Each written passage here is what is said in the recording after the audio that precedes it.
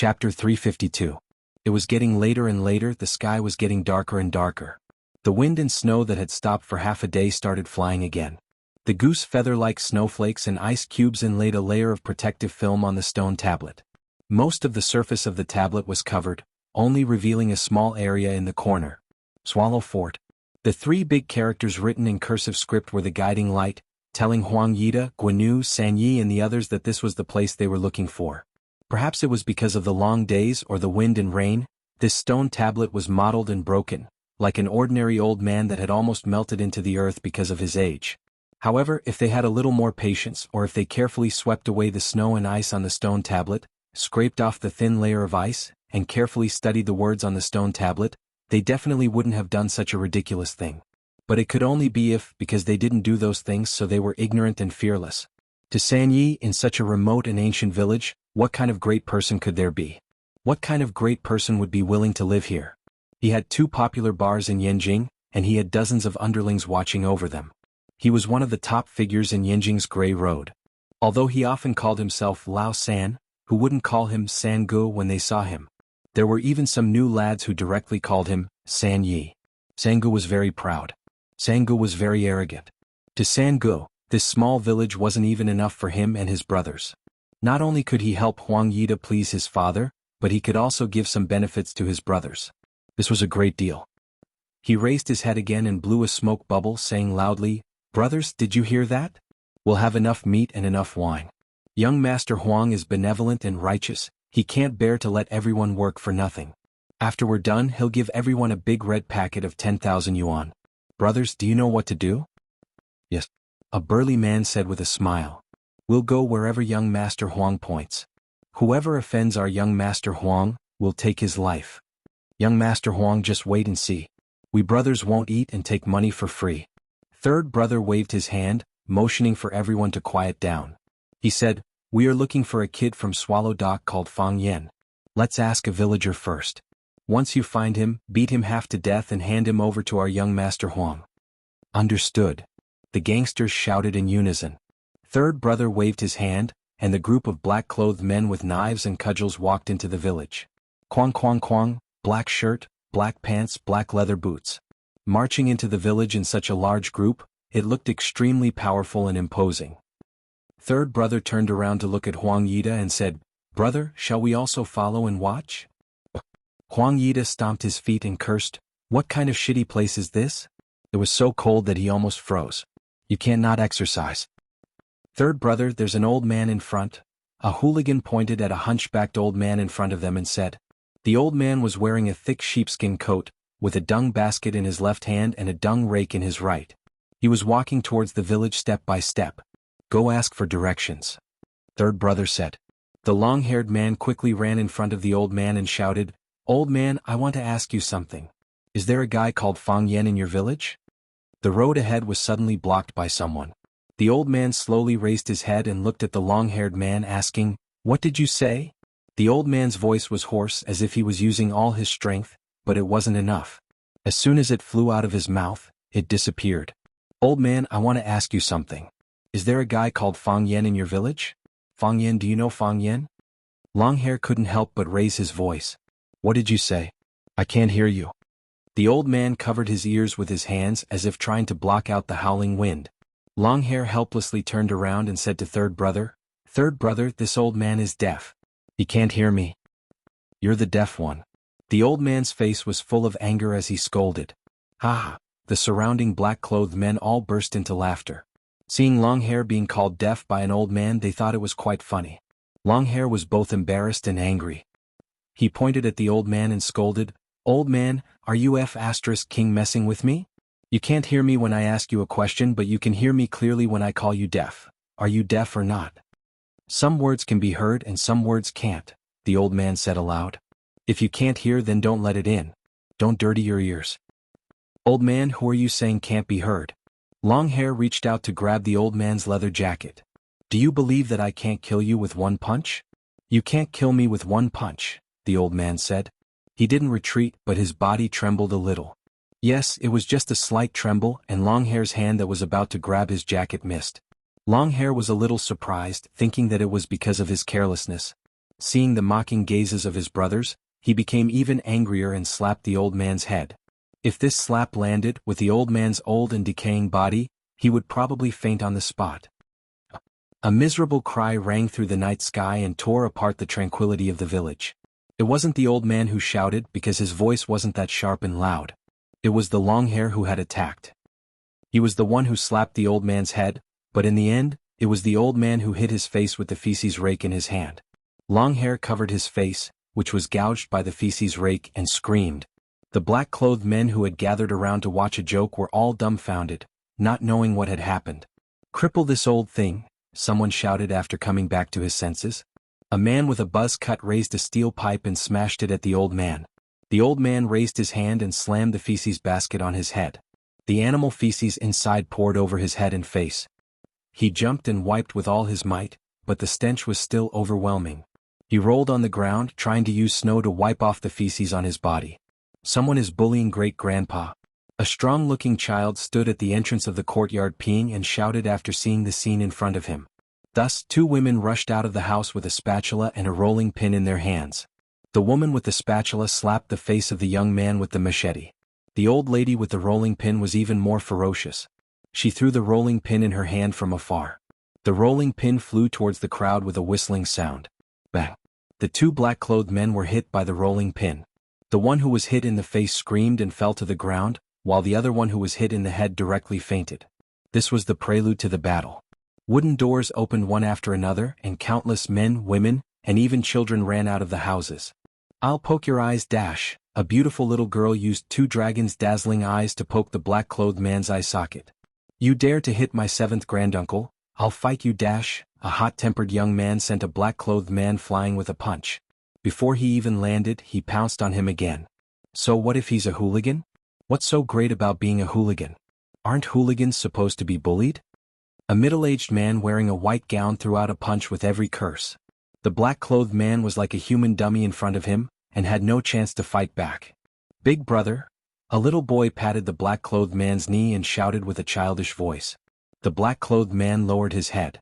The little guy stuck out his tongue and said, "I want to play with your bird, dash." The man covered his crotch and let out a tragic cry.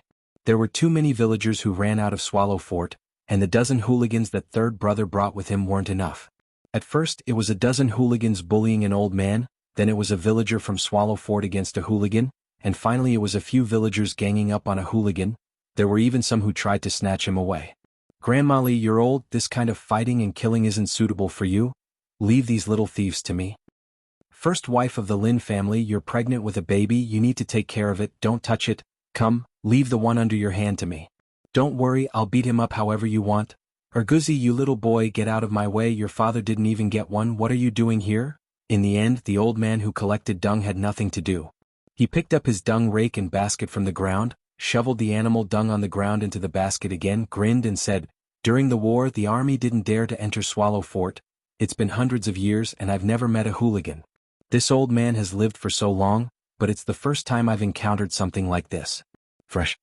Huang Yida and Guinu were dumbfounded. It shouldn't be like this, the plot shouldn't be like this. They brought hooligans, super thugs who lived on the edge of a knife, took people's money to eliminate disasters. This was just a small village that was hard to find on the map, and there was a huge disparity in strength between the two sides. How did it become like this? They hadn't even seen Fang Yen, and the thugs they brought were all killed. How could they take revenge? How could they get back the check and get justice? Huang Yida was upset and uncomfortable, and Guinu had already cried out of grievance. Third brother couldn't believe what had happened in front of him, and he didn't wake up until the butt of the cigarette in his mouth burned his lips. Have we been tricked? Third brother turned to look at Huang Yida and Guinu, and asked with an unkind expression. Huang Yida's face was extremely embarrassed and he nodded and said, "It's very likely that he deliberately told us this place just to lure us here for revenge. Let's just run," Guinu said with a sad face. Unfortunately, they couldn't run away. The villagers who had defeated the bodyguards in black had already surrounded them in the middle. Chapter 353. Third brother was a person of the scene, and a person of the scene naturally had to say some polite words at the crucial moment. He cupped his fists, bowed to the villagers present and said with a smile, "Fellow villagers, friends and elders, is there any misunderstanding? We came to Swallow Dock with no ill intentions, we just wanted to find a person, a friend. If we have disturbed you, please forgive us. I apologize to you, sincerely apologize. Today we are allowed to pass and we will definitely give you generous gifts in the future. Third brother was very sad and sorrowful.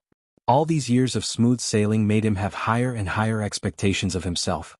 He did not allow himself to fail, and he would not allow such a humiliating failure. He wanted a 100% victory, he wanted to become a 100% king of war like third brother. But, who could explain to him what the F***ck was going on? No one responded. The villagers of Swallow Dock looked at third brother with a strange expression, as if they were looking at an idiot. That, I'll say it here today, isn't it almost the new year? Give each family a pig leg and a basket of fine noodles. Third brother decided to bribe them with a large sum of money. Although these villagers were strong and could fight, they had not seen much of the world. Giving them a pig leg and a basket of fine noodles would probably make them smile from ear to ear, right? The villagers of Swallow Dock were indeed smiling from ear to ear, and even chattered in groups of 3 to 5, pointing at third brother and the others. Even if third brother, Huang Yida and Guinu couldn't clearly hear what they were saying, but from their expressions and actions they could more or less guess something. Look, these 3 idiots. Huang Yida wanted to cut the Gordian knot and solve the problem quickly. He felt that the more they delayed, the more disadvantageous it would be for them. That Fang Yan had tricked them here and hadn't appeared yet, who knew what he would do? Huang Yida whispered to third brother, "Third brother, we need to use a large sum of money, these wicked people are wild. Don't worry, I'll pay for it." Being criticized by Huang Yida like this, third brother's face didn't look good and he shouted to the villagers, "Fellow villagers are loyal, I can't be too stingy. 1 pig for each family, 100 yuan for each villager. Every family has one, what do you guys think? You should be satisfied now, right? Fellow countrymen, don't be too greedy. If it doesn't work, then we'll call the police. When the police get here you'll have nothing left. You can't get it, right?" A hooligan called the police and asked the police for protection. "This is the first time I've heard of such a thing," an old man said with a laugh. "Exactly. Don't you have any shame? These people who live off others are so spineless. Back in those days, my grandfather could wear steel nails and be sandwiched between them without batting an eyelid. He even asked for a cigarette from the torturers." Third brother and the others were scolded by a group of peasants for being unprofessional, which made them blush with shame. They wanted to force their way through the crowd, but when they saw the shovels, rolling pins, shovels used for stir-frying vegetables, broadswords, spears and other sharp weapons in their hands, they could only give up on this idea. "We're really looking for someone." Huang Yida forced a smile on his face and said, "I'm a student of the Yenjing Academy of Music. We came to Swallow Dock to look for our friend." "Who is your friend?" someone asked. "Fang Yan," Huang Yida said. "So it's the Fang family's kid's friend? Don't listen to them. Why bring so many people to see a friend? They have knives and guns, how can they be visiting a friend? No matter who you're looking for, you can't bring weapons into the village. This is the rule." Fang Yan walked over with a bowl of pig's trotter rice in his hand. He stood in the middle of the crowd and said with a smile, "I don't know them. They have knives and guns, don't tell me they want to rob our village?" Fang Yan, Guinu stared fiercely at Fang Yan. "That's him." "He's Fang Yan," Huang Yida whispered to third brother. "Brother, don't worry. This brat is on my list. Beat him up every time you see him in the future," third brother said in a low voice. He also remembered the humiliation he had suffered today on Fang Yan. "Thank you, third brother," Huang Yida whispered. "What do we do now?" "Admit defeat," third brother said. Third brother walked in front of Fang Yan and took the initiative to extend his hand to Fang Yan. He said, "Fang Yan, brother, right? I'm third brother. My friends in the circle call me third brother, out of respect. I heard that you and my 2 brothers had some misunderstanding, so I came over to understand the situation. I didn't expect to be misunderstood by my fellow villagers. Look at this, ha." Fang Yan didn't have any intention of shaking hands with third brother. He stuffed a fragrant and delicious pig's trotter into his mouth and chewed happily. He said, "I had some misunderstanding with your 2 brothers. One of your brothers, I guess it's Huang Yida, felt wronged and called you for help. You wanted to curry favor with Huang Yida or someone in his family, and then brought a dozen of your brothers to help him take revenge. You didn't expect to be beaten like a pack of dogs after entering Swallow Dock. So now you want to shake hands with me and ask for peace.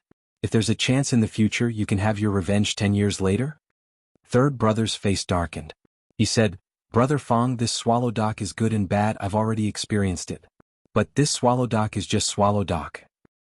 Brother Fong will go to Yanjing City one day. At that time, aren't you afraid of something unpleasant happening? Fang Yin stared at third brother with wide eyes. He asked, you guys aren't thinking of beating me up? For example, getting into a car accident while driving or being poisoned while eating, or, you're walking on the road and someone stabbing you in the back. This world is too dangerous, anything can happen. Third brother said calmly, but the threat was obvious. Do you know the difference between ideals and reality? Fang Yin tried hard not to look at the two dazzling golden teeth in third brother's mouth. That would affect his appetite. The pig trotter rice that he had just thought was delicious became tasteless after seeing third brother's face and teeth. If he wasn't afraid of wasting food, he wouldn't have the appetite to eat it. What do you mean? Third brother looked at Fang Yin and asked. Fang Yin said, your ideal is to give me a car accident when I go to Yanjing City, or to be poisoned while eating, or to be stabbed while walking.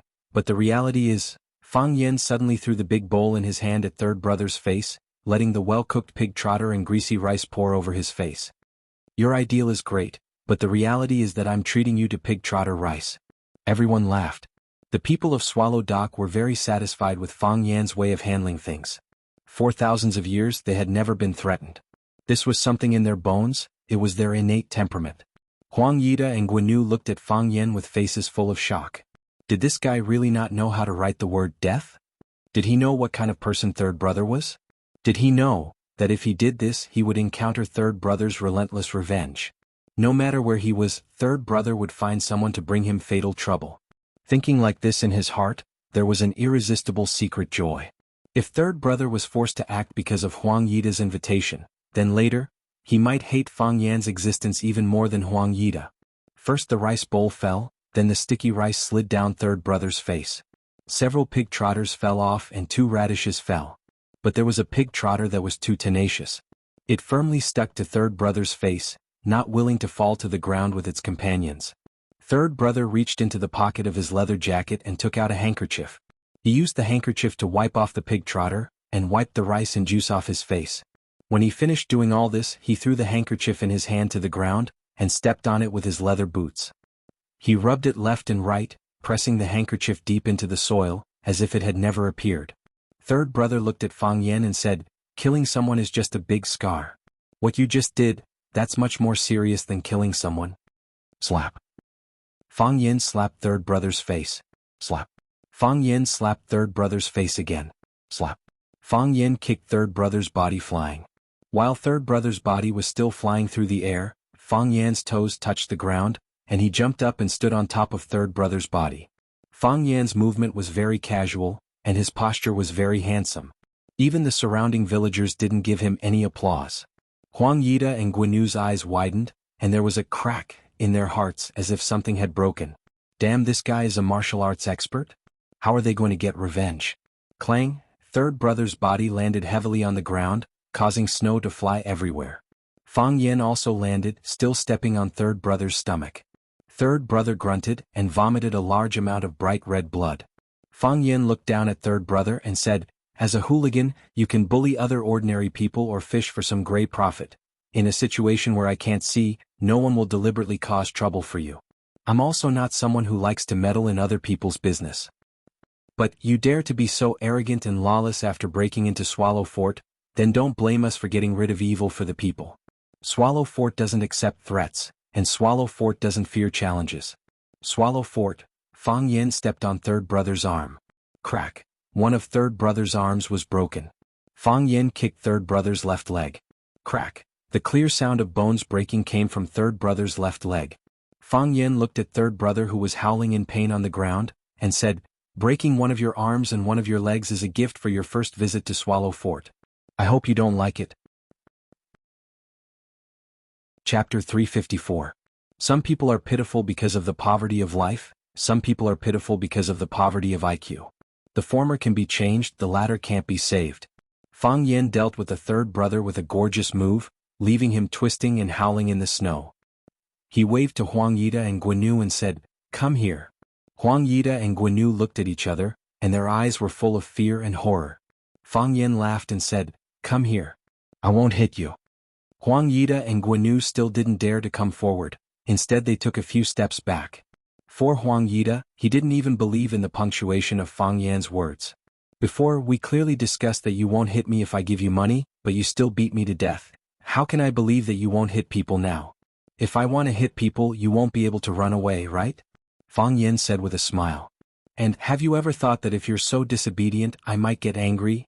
Huang Yida gritted his teeth, puffed out his chest and walked in front of Fang Yen and said, "What do you want to say?" Clang! Fang Yen kicked Huang Yida's chest. Huang Yida couldn't bear such a force, his body fell to the ground, and then kept rolling forward. It wasn't until he was blocked by a child's mischievous kick that his body stopped. Fang Yen walked in front of Huang Yida and said with a smile, "To tell you the truth, I'm very grateful to you. I hoped you would come, but I didn't expect you to really come, and bring me such a big surprise. The reason why I hit you is because I want you to remember to let you know, don't always think you're number one in the world. In fact, you're just a fart in the eyes of many, in my eyes too. I'm not afraid of your revenge, but I don't want Jiang Qin and Yuan Lin to be hurt in any way." Fang Yen patted Huang Yida's face and said, "Can you promise me?" "Yes." Huang Yida gritted his teeth and said. The corner of his mouth began to bleed again. The old wounds had not yet healed, but new ones had appeared. He felt that if he stayed with Fang Yen any longer, he would definitely bleed to death. Fang Yen was a dangerous person, the most dangerous person he had ever met. "No, he's a pervert." "Are you sure?" "Yes," Huang Yida said. He was very sincere when he said this because everything that had happened today had really made him afraid. He didn't dare to easily find trouble with Jiang Qin and Yuan Lin. "I won't touch her, I won't. I promise you." "I'd rather believe that there are ghosts in the world than believe a man's stupid mouth," Fang Yen said. "What should I do to make you remember it better?" Huang Yida was so scared that his whole body was trembling. He hurriedly said, I promise you, I really won't touch her. If I touch her, I'll die a horrible death. Trust me this once. They are my junior sisters. How could I possibly hurt them?" "It looks like you're really sincere," Fang Yen said with a smile. Then he dragged Huang Yida's arm and pulled. Huang Yida opened his mouth wide and howled like a pig being slaughtered. "I don't believe in sincerity," Fang Yen said. "But I hope you can feel my sincerity." Fang Yan's way of expressing sincerity was, he forcibly broke Huang Yida's 2 arms and 2 legs. Fang Yen waved at Guanu. Guanu's body softened and fell to the ground with a plop. Don't hit me, I won't hurt them, I won't." Fang Yen sighed and said, "I didn't plan to hit you. I mean, you can drive, can you?" Fang Yen really didn't plan to hit Guanu. Guanu and Huang Yida were 2 different kinds of people. Guanu was not a good person, but he was afraid. Huang Yida was arrogant and thought that everyone in the world was not as good as a finger of his. Such a person was easy to go to extremes. Therefore, in order to prevent him from going to extremes, Fang Yen first used an extreme solution to him. Guanu looked at Fang Yen with a confused face and thought, what does this mean? "Take them all away," Fang Yen said. "Take them all away. Don't dirty the village." Yes. I'll take him away." Guanu got up from the ground. He didn't know why he suddenly had such great strength. He picked up Huang Yida, who was lying on the ground, and ran out of the village. The other men in black also got up from the ground. They supported each other and walked towards the parking place at the entrance of the village. There were also a few slightly injured people who ran over and dragged the immobile third brother away. The convoy rumbled for a while, then turned around and ran away from Swallow Dock towards Yanjing City. This group of people came valiantly, full of confidence and anger, but when they left, they were so miserable and embarrassed. Of course, the pain prevented them from thinking about this problem for the time being. When the convoy went far away, a man wearing a down jacket and a cotton hat came out from behind the stone monument. He looked at the convoy going away, and his face showed a dignified and worried look. When they limped away, Fang Yen cupped his fists to the surrounding villagers and said with a smile, "Uncles and brothers, sisters-in-law and sisters, thank you for your help. I, Fang Yen, will remember this kindness." Che. The villagers scattered, and in the blink of an eye they dragged their children home. Fang Yen saw that the old man was still standing next to him and looking at him with a smile. He hurriedly walked over, bent down to hold the old man's arm and said, "It's such a cold day, why did you come out to pick up feces? Isn't it much more comfortable to stay at home, roast firewood and drink a cup of yellow wine?" "I'm old, so I want to come out and see more. I'm just afraid that one day when I close my eyes, I won't be able to see anything anymore. I haven't seen enough of this Swallow Fort yet," the old man said with a laugh. His ears and eyes were sharp, and he was a completely different person from before when he was pretending to be deaf and mute. "Sir, you won't leave so soon. I've already calculated for you, you can live for at least 100 years, Fang Yen said with a smile. If you think that's too long, I'll give you a discount and let you live for another 80 years. I can't go any less. Any less and Yama won't be willing. The old man laughed aloud and said, Child, you have a good mouth but also a bad mouth. Tell me, what are you planning by bringing such a group of people to our swallow's fort? Sir, you can tell? Fang Yen asked in surprise. The old man chuckled. The wrinkles on his face were deep, and his eyes were like bottomless black holes, black and sparkling, containing the wisdom and energy to understand the world. When have you ever done anything that doesn't benefit you? With Fang Yan's proud and arrogant personality, do you really think that these hooligans are worthy of your attention? If you didn't mention our Swallow Fort's name, how could they possibly find us? By Xiao aside, all the children of Swallow Fort added together wouldn't be as strong-willed as you alone, the old man said. Fang Yan looked around and hurriedly said, Sir, don't do this to me, you're just making me hate. Did I say something wrong? I'd say the same in front of them, the old man confidently said. Sir, of course you can say that, you even dare to say that. Fang Yan was about to cry. If they don't dare to do anything to you, then wouldn't all their hate be transferred to me? Do I still want to live in this Swallow Fort? Swallow Fort didn't have a village head because there were too many surnames and everyone belonged to different clans, so there was no clan head. But Swallow Fort had a teacher. Teacher was the teacher of Swallow Fort's School of Enlightenment, as well as the school's headmaster. Bai Xiao was the school's teacher, but everyone called him Teacher Bai. It was only this old man in front of them that everyone had to call him Teacher. If there was anything important in the village, it was Teacher who went from door to door to inform everyone.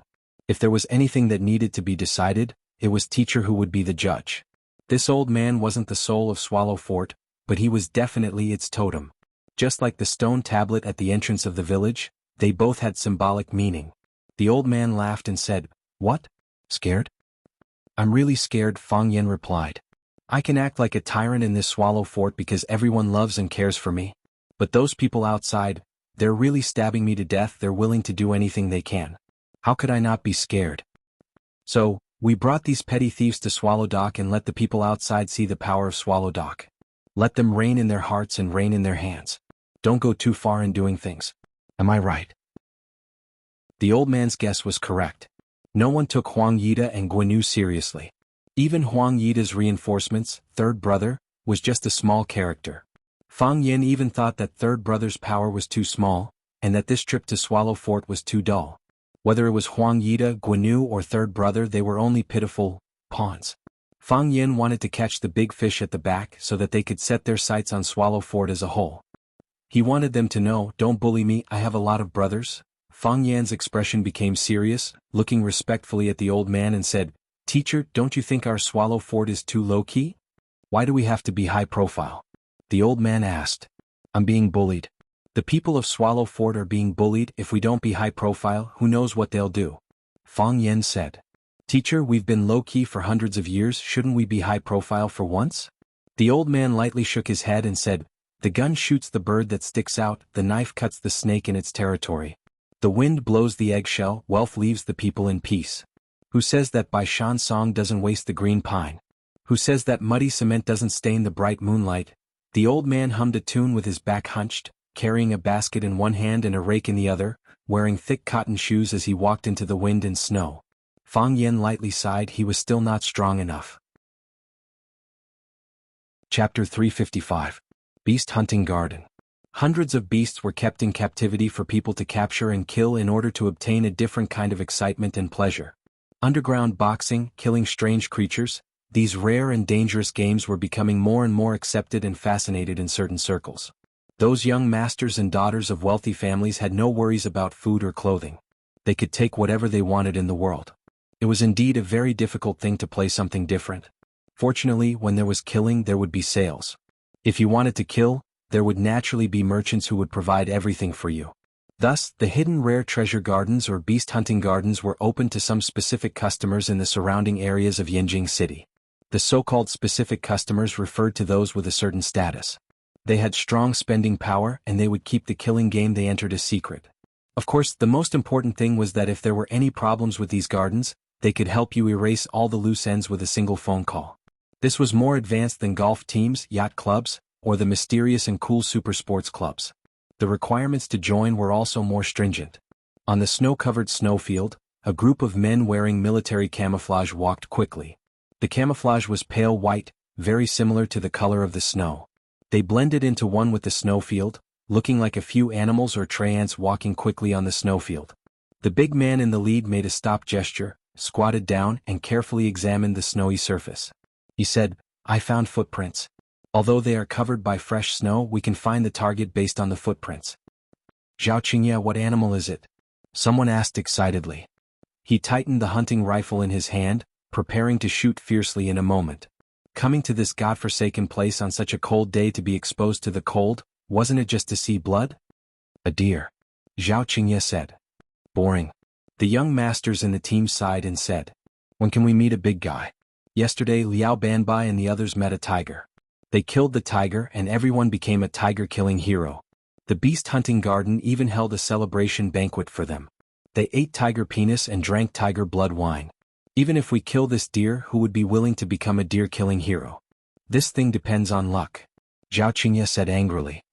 "I also want to kill a blind bear. You'll have to encounter it to get it." The other team members were all on high alert, carrying hunting rifles or crossbows in their hands and scanning the surroundings.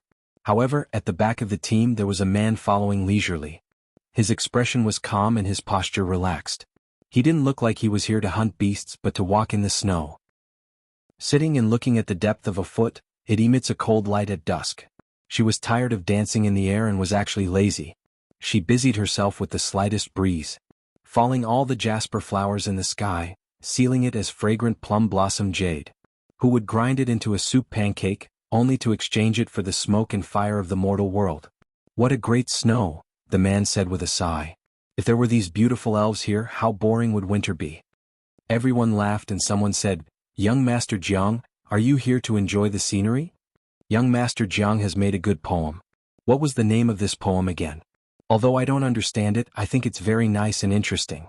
"Li Guochang, how dare you say something like that? If your old man hears it, he'll definitely shoot you. He's never been educated in his life, but he hopes you can become a cultured person." The man called Young Master Jiang laughed and said, "This isn't a poem I made. It's Yang Wanli's snow gazing." "Where is this Yang Wanli from? His poem is so good, he must be an elegant person. Let's find a chance to invite him out for a drink." Li Guochang laughed and said, "I can't invite him, he's from the Song dynasty. If we want to invite old Yang for a drink, we have to at least find a way to solve the transmigration problem," General Hang said with a smile. General Hang and Li Guochang had been good friends for many years. He knew that Li Guochang looked rough on the outside, but he had a meticulous mind. He said he was uncultured, but every word he said was very cultured. It was rare to see someone who could accurately grasp the humor of a sentence. Any social circle and gathering needed it. "There's a problem in this world that you, young Master Jiang, can't solve?" "There really is," General Hang said. "I'm not my brother. Children should be like Jiang Junling." Li Guochang laughed as he looked at General Hang and said, "Having a brother like this, you must be under a lot of pressure as an older brother, right? That's why I don't do anything proper. I just follow you guys to play chicken, walk dogs, pick up girls and admire the snow all day long. I'm not as good as him in other aspects, but in these aspects my brother can't compare to me," General Hang said with a face full of arrogance. "Giving birth to a son should be like a general's order." His words raised the reputation of the general's order to the top. It also stepped on his older brother, General Hang, into the dust. If children should be like Jiang Junling, then as a man from the general family and Jiang Junling's older brother, what was he? Luckily, General Hang was carefree and didn't have any great ambitions. He played around with women, hunted beasts and raced in cars. His days were easy and comfortable. If your old man heard this, he'd definitely use a whip to beat you. His temper isn't very good. "That's right, General Hang, I heard that your omnipotent brother suffered a big loss in Huaqing? Your girl has been snatched away by someone else? Hey, you guys already know? This kind of thing can't be spread around. Don't wash your dirty linen in public. Even if I knew, I wouldn't tell you guys." General Hang threw the cigarette butt in his hand onto the ground and stepped on it. At this moment, a gust of wind blew, bringing with it scattered snowflakes. General Hang still maintained a moving smile on his face, but his body slightly tensed up. He raised the crossbow in his hand and undid the safety buckle on the side of the box. Keek. A strange sound like a big saw pulling on a branch sounded. "Leopard," Zhao Qingye shouted loudly. "It's a leopard."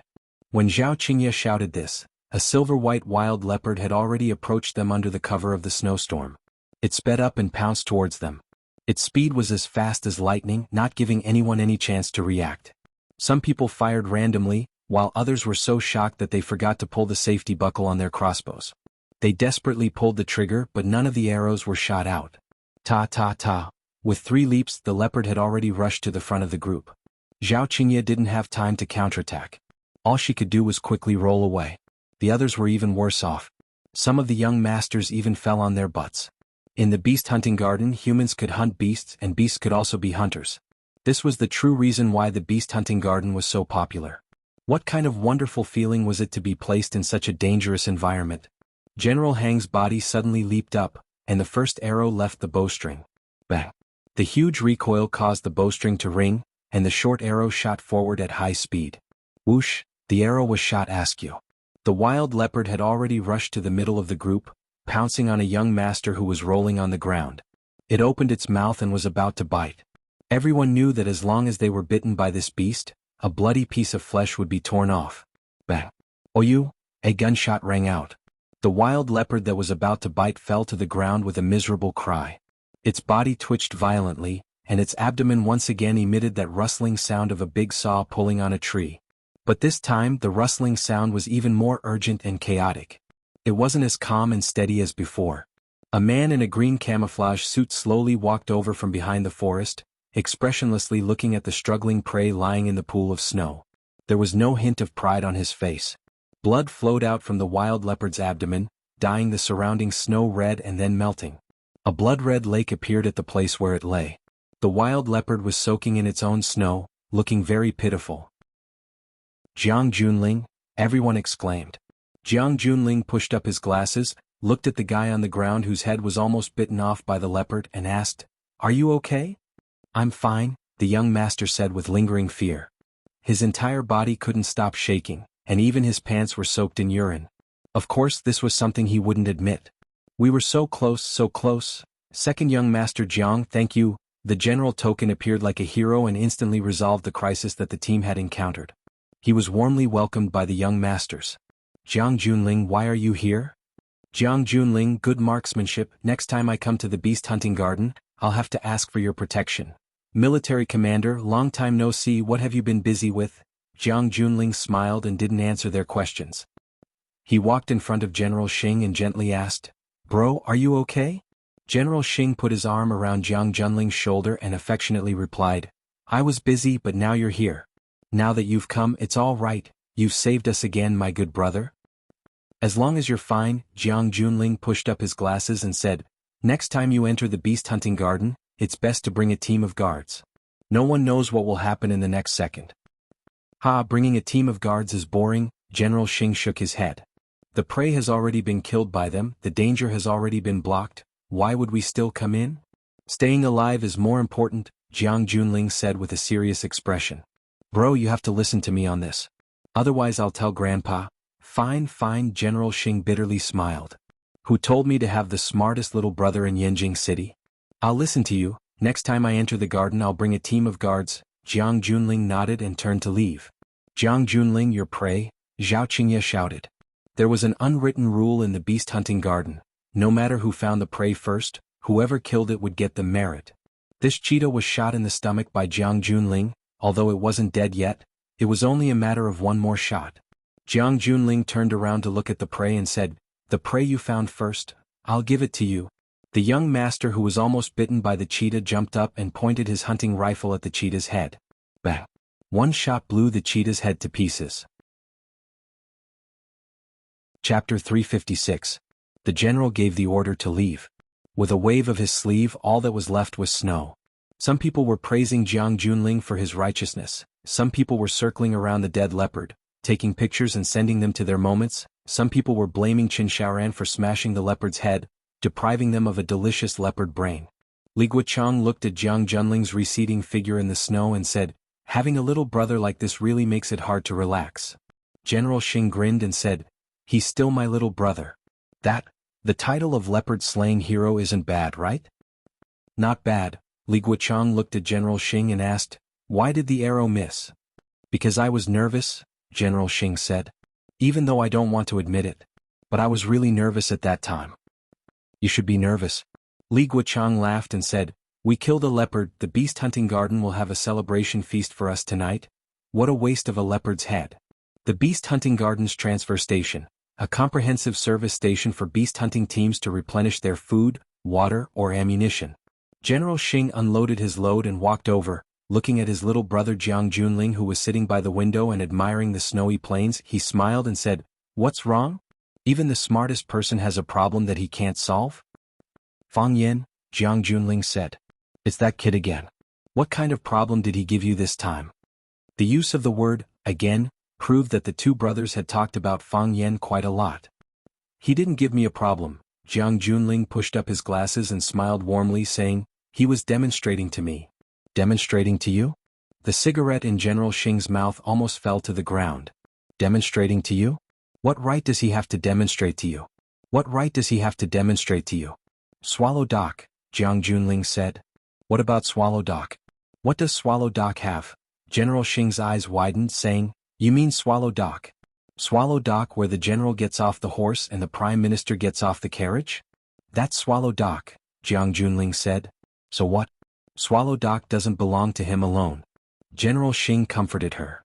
"What kind of storm can a small character like him stir up? Swallow Dock doesn't belong to him alone, and it definitely doesn't belong to us," Jiang Junling said. "I never thought that I would waste so much time and energy on a nobody." General Xing looked at his brother and asked, "What can I help you with?" "Thank you." Jiang Junling smiled and shook his head. "I can solve this problem. It's just a matter of time." "You've never let us down," General Xing said. He patted Jiang Junling's shoulder and said, "Well then I'll go to the next stop. Listen to you bring the guards. I hope I can meet a bear." "Have fun," Jiang Junling said with a smile. When his brother's figure was far away, the smile on Jiang Junling's face slowly disappeared. His gaze once again turned to the snowy plain. His eyes were as cold as the snow on the plain. "Fang Yan, are you challenging me to a duel?" The fireplace was burning brightly. The girl was reading a poem from a book of poems. "The furthest distance in the world, not the distance between life and death. But I stand in front of you. You don't know that I love you. The furthest distance in the world, not I stand in front of you. You don't know that I love you." Ding. The phone on the cushion made a crisp sound. It was a notification tone. The girl looked at the message on the phone, then closed the book and stood up. She walked barefoot on the expensive carpet in the room. Even though the wind was howling outside and the snow was falling, she didn't feel cold at all. "This method is a good one," the girl said softly. "But if it's like this, wouldn't it be easier to anger him? He's a prideful person." The girl walked around the room a few times and understood a lot of things. Then she sat in front of the fireplace and read the poem again. "The furthest distance in the world, not I stand in front of you. You don't know that I love you. But I love you to the point of obsession. But I can't say that I love you. I've caught one too, I've caught one too," Jiang Qin shouted happily, jumping on the ice like a child. Fang Yan quickly stopped her, saying, don't jump, don't jump. Be careful that you don't step on the ice." Hearing Fang Yan's threat, Jiang Qin didn't dare to jump anymore. But the smile on her face was still bright. She raised the small white fish on the fishing rod and said, "Let's eat this fish for lunch today." "Who can eat this fish?" Yuan Lin said with a smile. "It's not even enough for you. We can make it into fish soup." "Everyone can drink one bowl," Jiang Qin said. "Plus, it's still early for lunch, maybe I can catch a lot more?" "I'll definitely catch more than you," Yuan Lin said. "Today I will definitely win." Jiang Qin didn't want to be outdone. Fang Yan invited Jiang Qin and Yuan Lin to be his guests. Of course, it was not an invitation, but the two girls took the initiative to visit Fang Yan's parents, who were their aunt and uncle. They made such a friendly suggestion, how could Fang Yan refuse? He had to bring them back. The two girls were cute and sweet. Fang Yan's mother Lu Wan liked them very much. She wanted to keep them as her own daughters. Fang Yan knew that his mother had always wanted another daughter, but she couldn't get her wish. Originally, Jiang Qin and Yuan Lin said they would stay at Fang Yan's house for a day. Now it had been 3 days, but Lu Wan still didn't want to let them go. She kept asking Fang Yan to take the two girls out to play. Sometimes Fang Yan couldn't be lazy even if he wanted to. Lu Wan picked up the feather duster and was about to beat him. She had never been so strict with Fang Yan before. Therefore, Fang Yan used the skills that he used to play, such as catching birds in the bamboo forest, ambushing from all sides, and fishing by drilling ice on them again, making the two girls so happy that they forgot about home and home. It seemed like they were going to stay here in the future. In the past 2 days, Jiang Qin and Yuan Lin had been holding a fishing competition. Yuan Lin won the first 2 times, so Jiang Qin was not convinced. Today she was the first one to fish, so she naturally wanted to show off. Snap. Yi Ro shook her wrist, and another herring, which was more than a foot long, was pulled up by her. The herring struggled desperately with its tail fin, making a beautiful and desperate arc. Yi Ro shook her wrist again, and the herring was off the hook and fell on the ice. Fang Yen quickly ran to catch the herring and put it into the small bucket.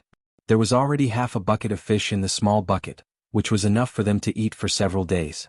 Of course, Yi Ro was not allowed to participate in the fishing competition between Jiang Qin and Yuan Lin. The reason they gave was that, Sister Ro is too awesome. This was also the reason why Yi Ro was always unpopular. You were only a little better than others, but people thought that they had a chance to surpass you and were willing to play with you. You were always much better than others, and people wanted to die when they saw you. Who would want to play with you? Because Jiang Qin and Yuan Lin came, Fang Yen used the 2 girls as an excuse to invite Yi Ro out to entertain them. Because they were girls and he really didn't understand these things, Yi Ro actually believed Fang Yan's nonsense and really accepted Fang Yan's invitation. Therefore these days Fang Yen, Yi Ro, Jiang Qin and Yuan Lin hung out together. Would Jiang Qin and Yuan Lin be willing to entertain them with Yi Ro? Besides, Fang Yen didn't know how to entertain them, but Fang Yingying and Fang Haohan knew. Fang Yingying had come to beg several times, but was kicked away by Fang Yen. Seeing Fang Yingying being kicked away, Fang Haohan looked at Fang Yen sadly for a few times, but dared not say anything excessive. Seeing Fang Yen staying by Yi Ro's side like a shadow, Jiang Qin and Yuan Lin felt very uncomfortable. Jiang Qin said, "What's the relationship between Mr. Fang and Sister Ro?" "I don't know," Yuan Lin said in a low voice. "Could they be a couple? They live in the same village and it's very likely that they are childhood sweethearts." Jiang Qin shook his head and said, "They don't look like it. I've observed them carefully. They hardly talk and, Sister Ro has never smiled at Mr. Fang." "In this case there is only one possibility," Yuan Lin said. "Mr. Fang is Sister Ro's pursuer, but Sister Ro doesn't like Mr. Fang. Mr. Fang is so poor." The 2 girls had infinite sympathy for Fang Yen in their hearts. Fang Yen squatted again beside the pony that Yi Ro was sitting on and said, "I have another question to ask. My Tai Chi heart was originally from the surface to the surface, but it changed from the surface to the line after the battle in the One Sword Peak last time. What will it become later? Will it get better or worse?" Yi Ro didn't answer. "I met a strange old Taoist. He showed me a trick of rejuvenating a withered wood. What's the principle behind it? Is it just Qi dynamic? Are there other things that I can't get in touch with?" Yi Ro still didn't answer, but her hand holding the pole trembled slightly. "There's also the problem of the old drunkard. The meridians on his wrists are cut off, so he can only use force but not Qi. I've asked many doctors and they said that it's impossible to reconnect his meridians. Does it mean that he can never use Qi again? If he can't use Qi, can you help him with his cultivation?"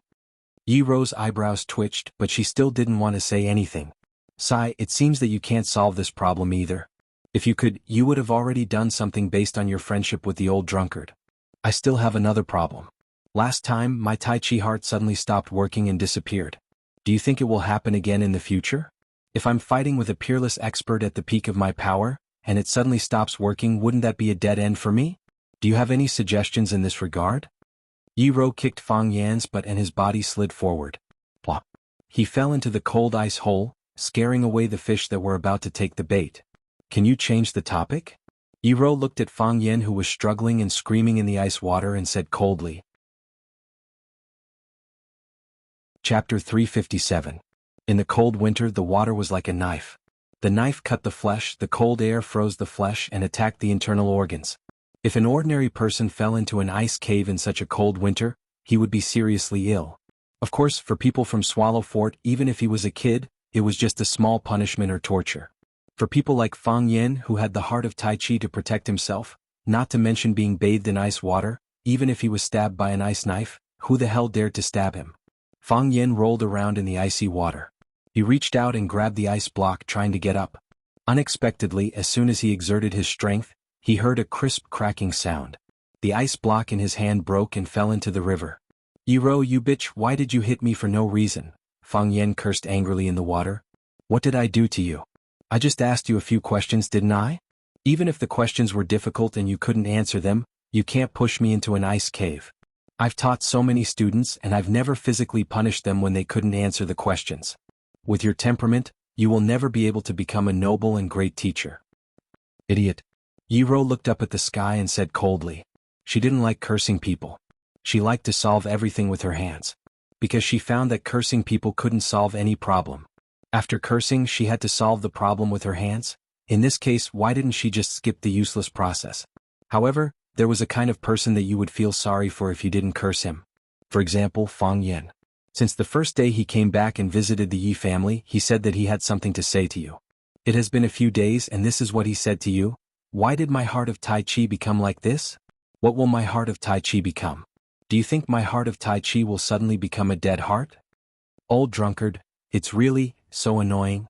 After breaking another 2 ice blocks, Fang Yen had to shout to Yiro, Yiro, help me throw your whip over. Yiro didn't want to be gentle again. Who walks in front of their own house with a whip on their person? Of course, Yiro didn't leave him in the lurch. She threw the hook at Fang Yen. Fang Yen grabbed the fishing line and wrapped it around his arm twice. With a shake of her hand, Yiro lifted Fang Yen out of the water. Fang Yen untied the fishing line on his arm and looked at Jiang Qin and Yuan Lin calmly and casually to prove to them that he was fine and that he was just joking with Yiro. He said, Do I look like a mermaid?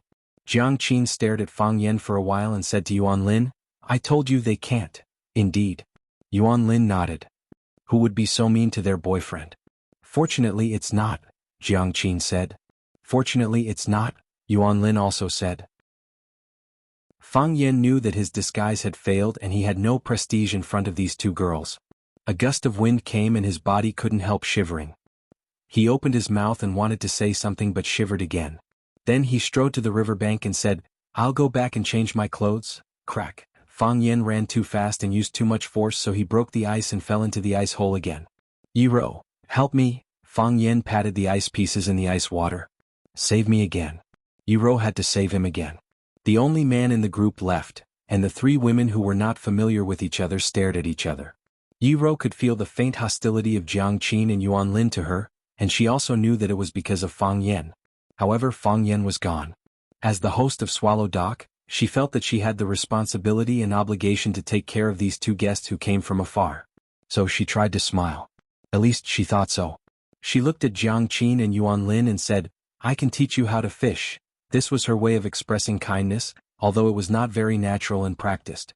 But it was indeed the best she could do. Her short hair was flying in the cold wind, and her red sportswear made her look like a red elf in this world of ice and snow. When she spoke, she looked at the eyes of Jiang Qin and Yuan Lin very seriously. Her eyelashes were curved and her lips were slightly pursed, which made her look stubborn and cute.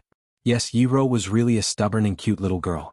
Jiang Qin and Yuan Lin looked at each other, and Jiang Qin immediately accepted Yiro's kindness. He said with a smile, Okay. Thank you, Sister Ro. Yuan Lin immediately stuck to Yiro, holding her arm and said, Sister Ro, can you teach us how to hunt rabbits? Yiro was so accurate that Jiang Qin and Yuan Lin's eyes almost fell out. The 2 of them were really envious. They felt that if they learned this unique skill, would they still be short of rabbit meat in the future? Yiro was not used to this kind of contact with people. Maybe because Jiang Qin and Yuan Lin looked sweet and cute, she didn't reject their approach. Hearing Yuan Lin's request, Yiro looked serious. What's wrong? Sister Ro doesn't want to teach us how to hunt rabbits? It's not easy to teach, Yiro said. I've been practicing since I was a child. Yiro was worried that they would misunderstand, so she explained patiently, It takes a long time. Picking up a small stone from the ground, lifting her wrist and throwing the stone could kill pheasants and hares. Even old hunters who had been wandering in the deep mountains and forests for more than 10 years couldn't do it. They still needed the help of tools like bows and arrows. It not only required high eyesight, accuracy, speed, strength and other aspects, but also Yiro used a little internal force. She really didn't have the confidence to make Jiang Qin and Yuan Lin so powerful in 2 or 3 days. Yuan Lin stuck out her tongue and said, It's so troublesome. Then we'll learn fishing from you first. Yiro let out a long sigh of relief. It was more difficult for her to deal with the children's request than to beat Fang Yen. Fang Yen changed his clothes and sat in the living room chatting with his mother. They hadn't seen each other for a while, so they had endless topics to talk about. They made a pot of charcoal fire and held a cup of fragrant tea. From time to time they could hear laughter. It was a happy and harmonious atmosphere. Mainly, Fang Yin told his mother about his various experiences in Huaqing and his various dazzling achievements. Although Lu Wan knew that everything her son said should be discounted by 15% and squeezed hard to make it more believable, she still listened with great interest. Her son was her pride and her continuation in this world. It wasn't until the sky turned dark that Jiang Qin and Yuan Lin came back, huffing and puffing. "Mr. Fang, come help." They carried a small bucket together, which was actually filled with a bucket of live fish. There were too many fish in the water and the road was too slippery. They didn't have enough strength, so it was quite difficult for them to walk. Fang Yin hurried over to greet them. He was surprised to see the bucket full of big fish and said, "You too caught so many?" "Of course," Jiang Qin said proudly. Seeing Fang Yin looking at her with a playful look, Jiang Qin's little face suddenly turned pink. She said, "We caught a lot and Sister Ruru gave all the fish she caught to us. So we have this much." "No wonder," Fang Yin said. "Yi Ruru gave all the fish she caught to these two girls, so it was not strange at all to have such a bucket of fish. Sister Ruru taught us fishing today," Yuan Lin said as if she was showing off. She said Sister Ruru very smoothly and naturally. Compared with Sister Ruru before, she was more enthusiastic and intimate. It was not a simple perfunctory. It seemed that they got along well this afternoon. "Sister Ruru is very careful. She knew that we couldn't carry the bucket, so she helped us to carry it to the side of the pond. Then she let us carry it in by ourselves," Jiang Qin said. In just a moment she was also conquered by Yi Ruru's charm. "That's what I said," Fang Yin said with a smile. There was a long distance from the Shihizi River to the Fang's house. This bucket of fish was so heavy. How could Jiang Qin and Yuan Lin carry it back? It must be Yi Ruru's help. "Where's Yi Ruru?" Fang Yin asked. Jiang Qin rolled her eyes and said, "How can you call her by her name directly? We all call her Sister Ruru, you can call her Ruru." "I call her Ruru?" Fang Yin was really angry with these two traitors. He said, "Who pushed me into the river just now? Why didn't you two speak up for me at that time? Now I call her Yi Ruru and you two can't stand it anymore?" "At that time, we also wanted to speak up for you," Jiang Qin said aggrievedly. "But we saw that you couldn't beat her. What if she got angry and threw us into the river too?" Yuan Lin said shamefully. "Our bodies are not as good as yours. If we fall into the water we will definitely get sick." "Who asked you to fall into the water?" Lu Wan came out of the inner room and took Jiang Qin's and Yuan Lin's cold little hands. She said with heartache, "Fang Yin, you bastard. Where did he take you to play on such a cold day? Look at how cold your hands are. Come back and have a cup of ginger tea to warm up your body. I know you are weak, so I asked someone to make it in advance." Fang Yin really wanted to cry but had no tears. "Mom, you have to touch your conscience. Who forced me to take these two little kids out to play?" Fang Yin walked to the door of the yard and had a look. Yi Ruru had already disappeared. All that was left was the dusky sky and the fluttering snow. Lu Wan came over and looked outside the door. She said thoughtfully, "Maybe the toad really ate the swan meat." "Mom, don't say that." Fang Yin looked at Lu Wan seriously and said, "Yi Ruru is not a toad." Chapter 358. Children don't despise their mothers for being ugly, and mothers don't despise their sons for being cheap. In the world, parents are the group who love their children the most. It was because his love was too deep that he always put himself in their shoes to think about problems. If their son is right, then he is right. If their son is wrong, then he must have a reason to be wrong. Their only son, Fang Yin, has been beaten by Yi Ro for years. He is often beaten black and blue and can't get out of bed for 30 or 50 years. Lu Wan must be dissatisfied with Yi Ro. That's understandable. Fang Yin didn't want his mother to have a deep prejudice against Yi Ro. He thought it was just a beautiful misunderstanding, so he tried to resolve it seriously. "Although she often beats me, it's for my own good. Mom, think about it. If Yi Ro didn't beat me every year, how could I have made progress so fast? How could I have realized the heart of Tai Chi earlier than the old drunkard? At that time, everyone said that he was a rare martial arts genius. Although Yi Gentle was a little barbaric and liked to beat people, she wasn't a bad person. It's okay to say that Yi Ro is a toad in front of me, but you can't say it to others. That will affect the relationship between the Fang and the Yi. You know, the relationship between our two families was not very good before. I just went to melt the ice and the Yi family seems to be willing to accept our kindness. Besides, you can't describe your son as a swan. I'm a red-crowned crane at most." Slap. Fang Yin was slapped on the head.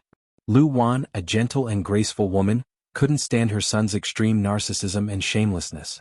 She put one hand on her waist and pointed the middle finger at Fang Yan's head with the other hand, scolding, "Who said Yi Ro is a toad?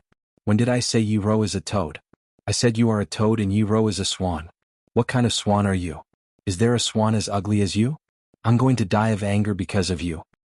"Mom, calm down." Fang Yan saw his mother was angry, so he quickly comforted her. "Yi Gentle is not a toad, okay? I'm worried that you might have such thoughts and that you don't like Yi Roru. That's why I want to talk to you and get rid of the contradiction and not in your heart. Since you said she's not a toad, it proves that you don't have any contradiction or not in your heart. Isn't that a good thing? What conflict would I have? What knot could I have in my heart? Am I an ignorant village woman? Or do you think I'm stupid? How could I not know what Yi Ro has done for the Fang family? Am I not grateful? I'm a useless mother, and I still need a little girl to help me educate my son." Fang Yan blushed and said, "Mom, don't say that. We were just sparring and I lost to her a few times. Why would you need her to teach your son?" "What? Are you ashamed now? Why haven't I seen you blush before? Didn't you say that you wanted to take revenge? Didn't you say that you would marry Yi Gentle as your daughter-in-law and beat her every day? Didn't you say that you would let her give birth to dozens of sons for you and make her ugly and disgusting?" Fang Yan opened his eyes wide and said, "Did I say that?" Lu Wan nodded and said, "You lost the 7th competition and one of your legs was broken by her. You drank too much in the backyard with underestimating enemy. When you were sent back, your mouth was full of such drunken words. Makes me angry." "Who sent me back?" Fang Yan asked. "Hero and warrior," Lu Wan said. Fang Yan was relieved and said, "That's good. No one else heard it, so it couldn't be passed to Yi Gentle's ears." Lu Wan sneered and said, "Hero and Yi Gentle sent you back together. That day Gentle was also drinking with underestimating enemy. You hugged someone and said such drunken words. Can you stop doing such things?" Fang Yan only felt a chill on his back and a burst of fear in his heart. He said, "Yi Gentle, did she say anything? What do you want her to say? According to her character, she wouldn't say anything, would she?" "Of course." She turned around and left. "She didn't even say hello to us," Lu Wan said. "After your leg was healed, she found an excuse to beat you. I remember." Fang Yan slapped his thigh and said angrily, "I remember. She broke my leg in the competition and I had to lie in bed for more than 30 days to recover. Later I couldn't lie in bed anymore, so I secretly invited Yi Fengxing and Li Xiaotian to the back mountain for a barbecue. We roasted a chicken. It was a pheasant, but she said that the chicken was lost by her family. I told her that it was a pheasant and couldn't be lost by her family. Besides, even if it was lost by her family, it was stolen by Li Xiaotian and the others. Because my leg was injured and I was injured, I was only responsible for eating and didn't catch the chicken. In the end, she still beat me. So, after Li Xiaotian and the others carried you back, when I bandaged you and applied medicine for you, although I felt you were very pitiful, I also thought you deserved it. Can you say that about a girl? A girl is willing to give birth to a child for you, which is a great blessing and luck. Is there any grievance that can't be solved? Can you take revenge on others in this way?" Fang Yan's forehead was covered with sweat. "Mom, what's wrong with you today? Words said when you were drunk, can they be counted?" Dusk came and the snow was swirling. At the door of the small courtyard, the mother and son faced the boundless wilderness outside, saying intimate words that only they knew. Crack. Fang Yan was hit on the head again. Lu Wan pulled Fang Yan's ear and said, "Words said when you are drunk are not counted. You men like to say irresponsible words when you are drunk and do things that you don't want to be responsible for. I can take what you said as drunk words, but what do you want Yi Wenwan to think? Yi Wenwan is an innocent girl, but hearing you say that, beating you is a light punishment. She didn't beat you to death because she left a root for our Fang family. What else are you not satisfied with? Mom, whose side are you on?" Fang Yan said angrily. "Anyway, I am your son. How can you speak for Yi Wenwan? She beat me like that and broke my leg. I was just complaining when I was drunk. That's not allowed, is it? Do we still talk about the law in our family? It's not against the law to complain, but it is against the law to beat people. Only your grandfather can deal with you with your temper." Lu Wan couldn't argue with Fang Yan, so she said with a sneer. "Grandpa." Fang Yan had a feeling of danger again. It was like when he heard that he scolded Yi Wenwan in front of her after he was drunk. Not scolded, but made up his mind to marry her and make her give birth to a son for him. It was more dangerous than hearing that. What did he do? After your grandfather heard about it, he drank 2 liters of Shadaozi alone. After he was drunk, he yelled that his grandson was promising. Look, Grandpa is also on my side, which means I did the right thing, Fang Yan said. Of course. Your grandpa went to the Yi family after he got drunk and proposed marriage to them. He said he wanted them to marry Yi Ro to you as their daughter-in-law. Lu Wan couldn't bear to see her son's complacent face, so she kept saying something shocking. Oh, Fang Yan was really stunned this time. Not only was he stunned, but he was also frightened by the news. Grandpa, he went to Yi family to propose marriage to Yi family? He hoped that Yi family would marry Yi Wenwan, their most cherished and cherished treasure, to me? Grandpa, how could he do such a thing? I understand, everything is clear now. No wonder the relationship between Yi family and Fang family became worse. No wonder Yi Wenwan almost beat me to death in the following competition. No wonder, Fang Yan thought of another thing. At that time, Yi Wenwan was also there to watch the duel between him and the Japanese sword god Chiba at the top of One Sword Peak. When his life was in danger and he was temporarily at a disadvantage, Fang Yingying and Fang Haohan couldn't help rushing to help, but they were stopped by Miss Yi. According to Fang Yingying, the way Miss Yi stopped them was very impolite. Yi Wenwan shouted at that time, which basically meant that if he died in the battle, she would go to challenge him. If I died in the battle, the old drunkard would go to challenge him. If all the masters of our Fang family died, there are other heroes of Wuxia to challenge him. It's not your turn to die. After the duel, Fang Yingying and Fang Haohan retold the scene to Fang Yan and thought about it with Fang Yan. Fang Yan thought about it by himself, while the two idiots squatted beside him and pretended that they were also working hard. What did Yi Wenwan mean by that? What did she mean by all the masters of our Fang family died? She used the word, we, which meant that she also regarded herself as a member of the Fang family? Or was it just a slip of the tongue and they were thinking too much? Of course, Fang Yingying and Fang Haohan expressed a lot of dissatisfaction with Yi Wenwan's words. What made them most angry was that she said, "It's not your turn to die." What does that mean? We are also masters of the Fang family, okay? Why can't we die? If we want to die, we must die. If we have something to do, we must die. If we want to die, we must die every day. Fang Yan was stunned for a long time. Looking at his mother's delicate and dignified face, he said, "What did the Yi family say?" Lu Wan sighed softly and said, "At that time Yi Daoxian, the second most hot-tempered of the three tigers of the Yi family, was also at home. He said that they wouldn't agree to let Yi Wenwan marry you unless the waterfall on Green Mountain flowed backward, the river didn't freeze in winter, and the toad ate swan meat." Chapter 359. The waterfall flowed backward, the river was not frozen, and the toad wanted to eat the swan's meat. Any of these three conditions could make people very embarrassed. What's more, they put forward three conditions at one go, and all three had to be fulfilled at the same time. Fang Yan was very calm and Fang Yan was not angry at all. He looked at his mother Lu Wan with a bitter smile and said, "How much does the Yi family hate me? How could they put forward such harsh conditions?" "You can't think like that," Lu Wan said. "If I were Yi Ruru's mother, I would not agree to marry my daughter to you. Mom, are you my mother or not?" Fang Yan stared at Lu Wan and said, "Am I not good?" "It's not that you are not good, but you are not good to Ruru." Lu Wan looked at her son lovingly and said, "Everyone in Swallow Dock knows about you and Phoenix. You like Phoenix, and your grandpa went to the Yi family to propose for you. The Yi family did not do anything to your grandpa because he is not in good health. If the other families in Swallow Dock dared to propose, they would probably throw you into the pond at the door to feed the turtles. The Yi family is born to be prouder than the other families and you know it." Fang Yan sighed softly and said, "Grandpa is really a bad matchmaker." "I thought so before," Lu Wan said. "Now I think he is really far-sighted. When he went to the Yi family to challenge for you, everyone thought he was asking for humiliation. But what happened? Who benefited in the end? It's you and the Fang family." "I'm going to talk to Grandpa," Fang Yan said. Lu Wan smiled and patted off the snow on Fang Yan's body saying, "Go ahead. Your grandpa is not in good health. He can go out to play chess with others when the weather is good, but when the weather is cold he can only stay in the room alone, which makes him very uncomfortable. You are not often at home now and you underestimate the enemy. Usually there is no one to talk to him." "I understand," Fang Yan said. "I'll bring a bottle of plum wine for him." Lu Wan closed the door and said, "Your grandfather's health is not good. He can't drink too much." Fang Hui gulped down the plum wine in the cup, wiped the wine stains on his mouth and said, "Why can't I go to the Yi family to propose marriage? What's wrong with my grandson? Don't tell me he's not good enough for their daughter? Do you really think I'm worthy?" Fang Yan asked with a smile. "Of course," Fang Hui said without hesitation. Although you were a little funny in the past, you're a man. As you grow older, you'll gain more knowledge. As you grow older, you'll become more and more capable.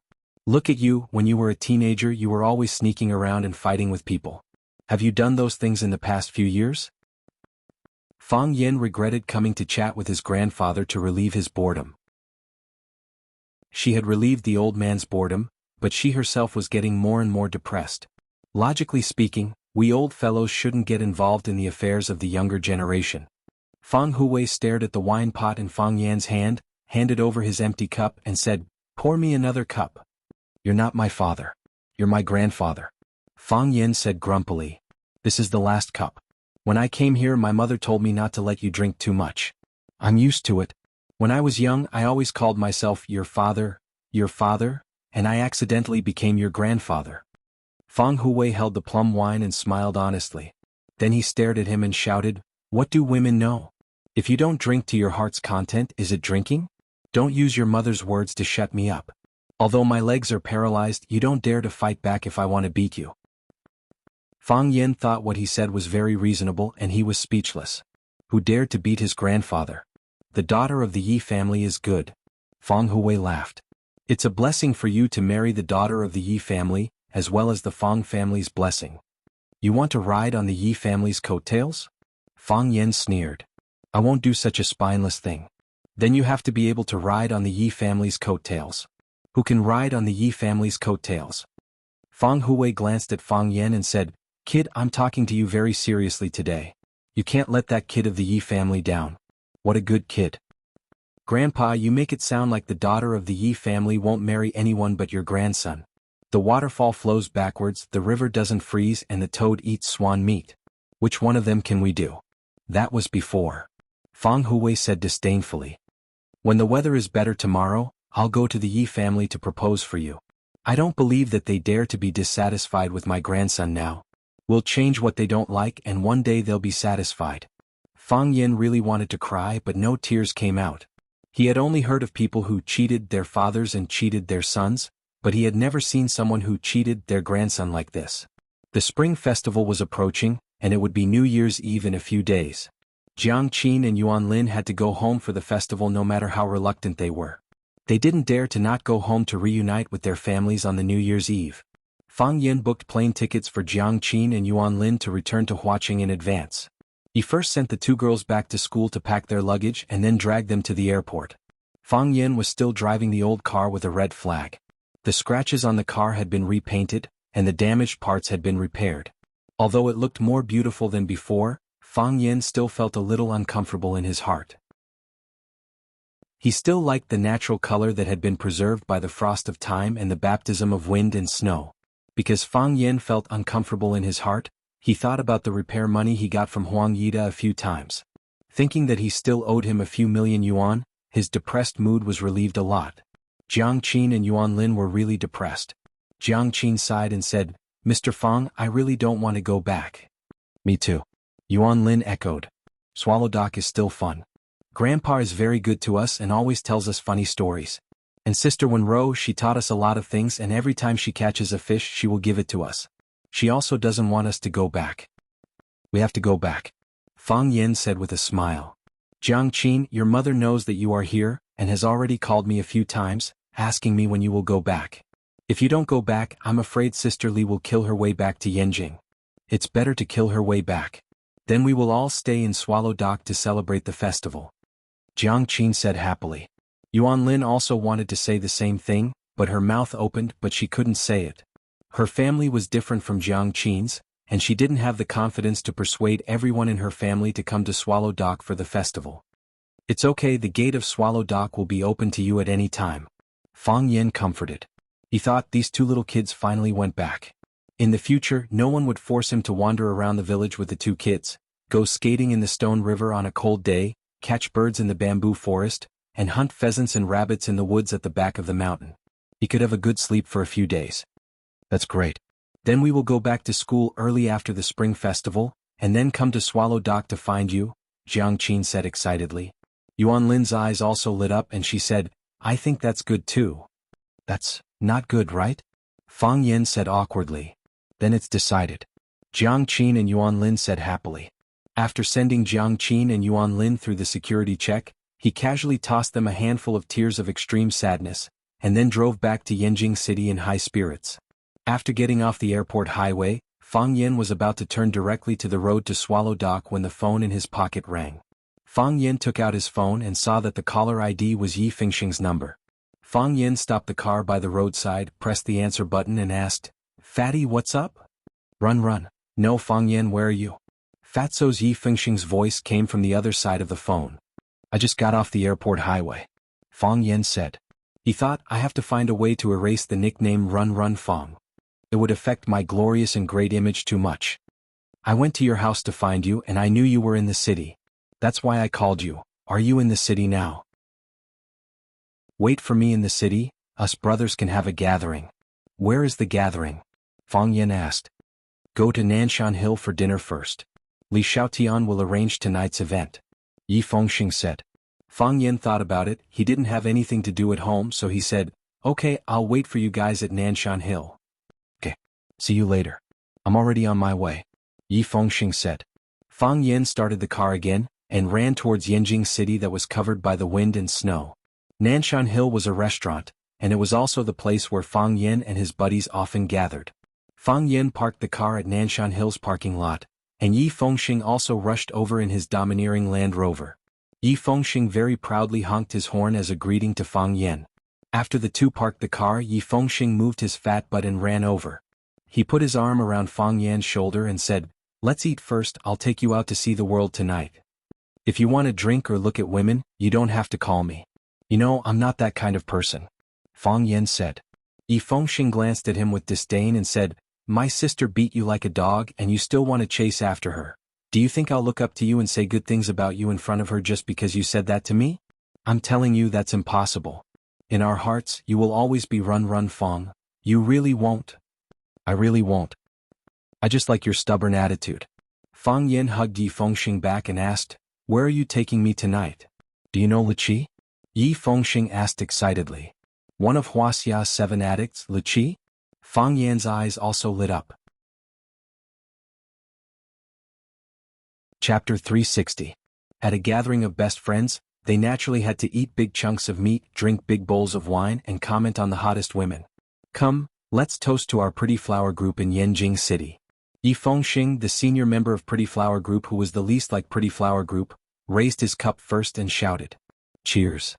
A group of men raised their bowls and slammed them together. Bang! Wine splashed everywhere. Everyone imitated the heroic manner of drinking. They raised their heads and the bottom of the bowl was very high. They swallowed while the wine flowed sideways. Only half of the wine went into their stomachs. Everyone was doing this. No one was stupid.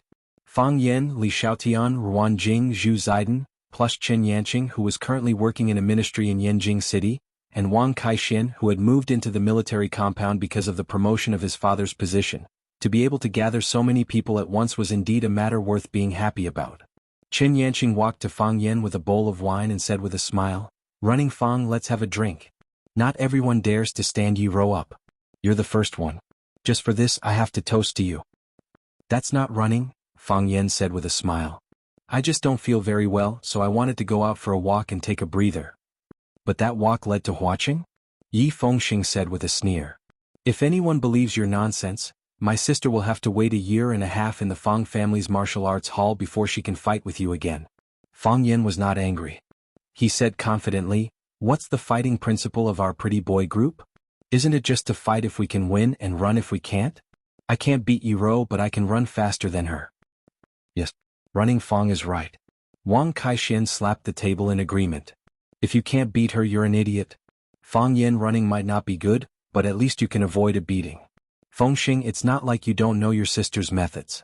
I only went to see her twice and refused to go the 3rd time. If you were Fang Yen, would you run?" Yi Fengxing rolled his eyes and said, "Am I an idiot? Why would you challenge my sister?" Everyone laughed heartily. The men from Swallow Dock were all fond of wine, especially of burning knives.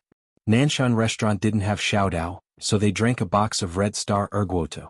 After finishing a box of Erguoto, Li Xiaotian counted the empty bottles on the table and said, "I say, let's call it a day. There's still a big show waiting for us." Everyone's eyes lit up. Wang Kaixin said excitedly, "Li Xiaotian, Can you really take us to see Luqi?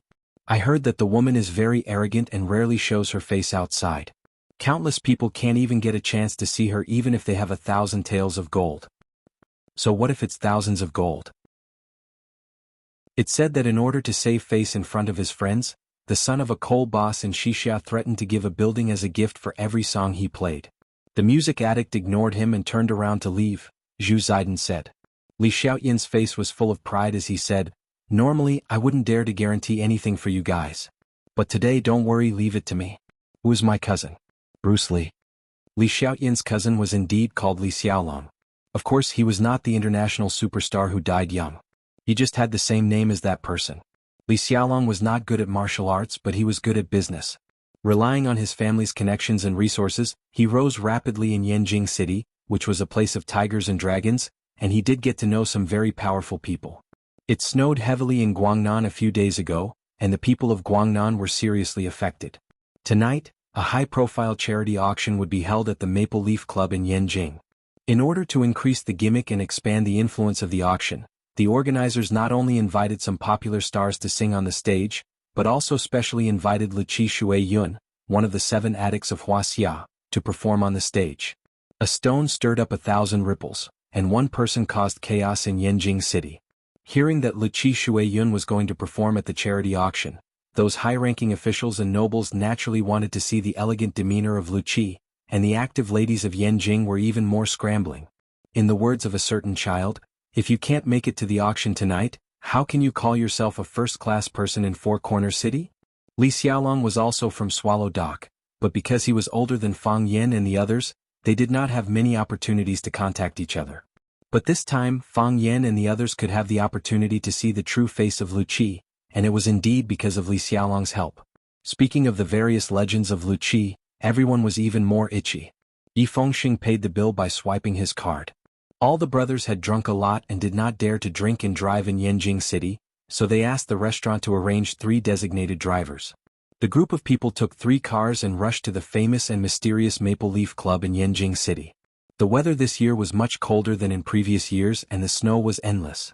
The wheels broke the ice and crushed the snow on the ground, but the inside of the car was as warm as summer.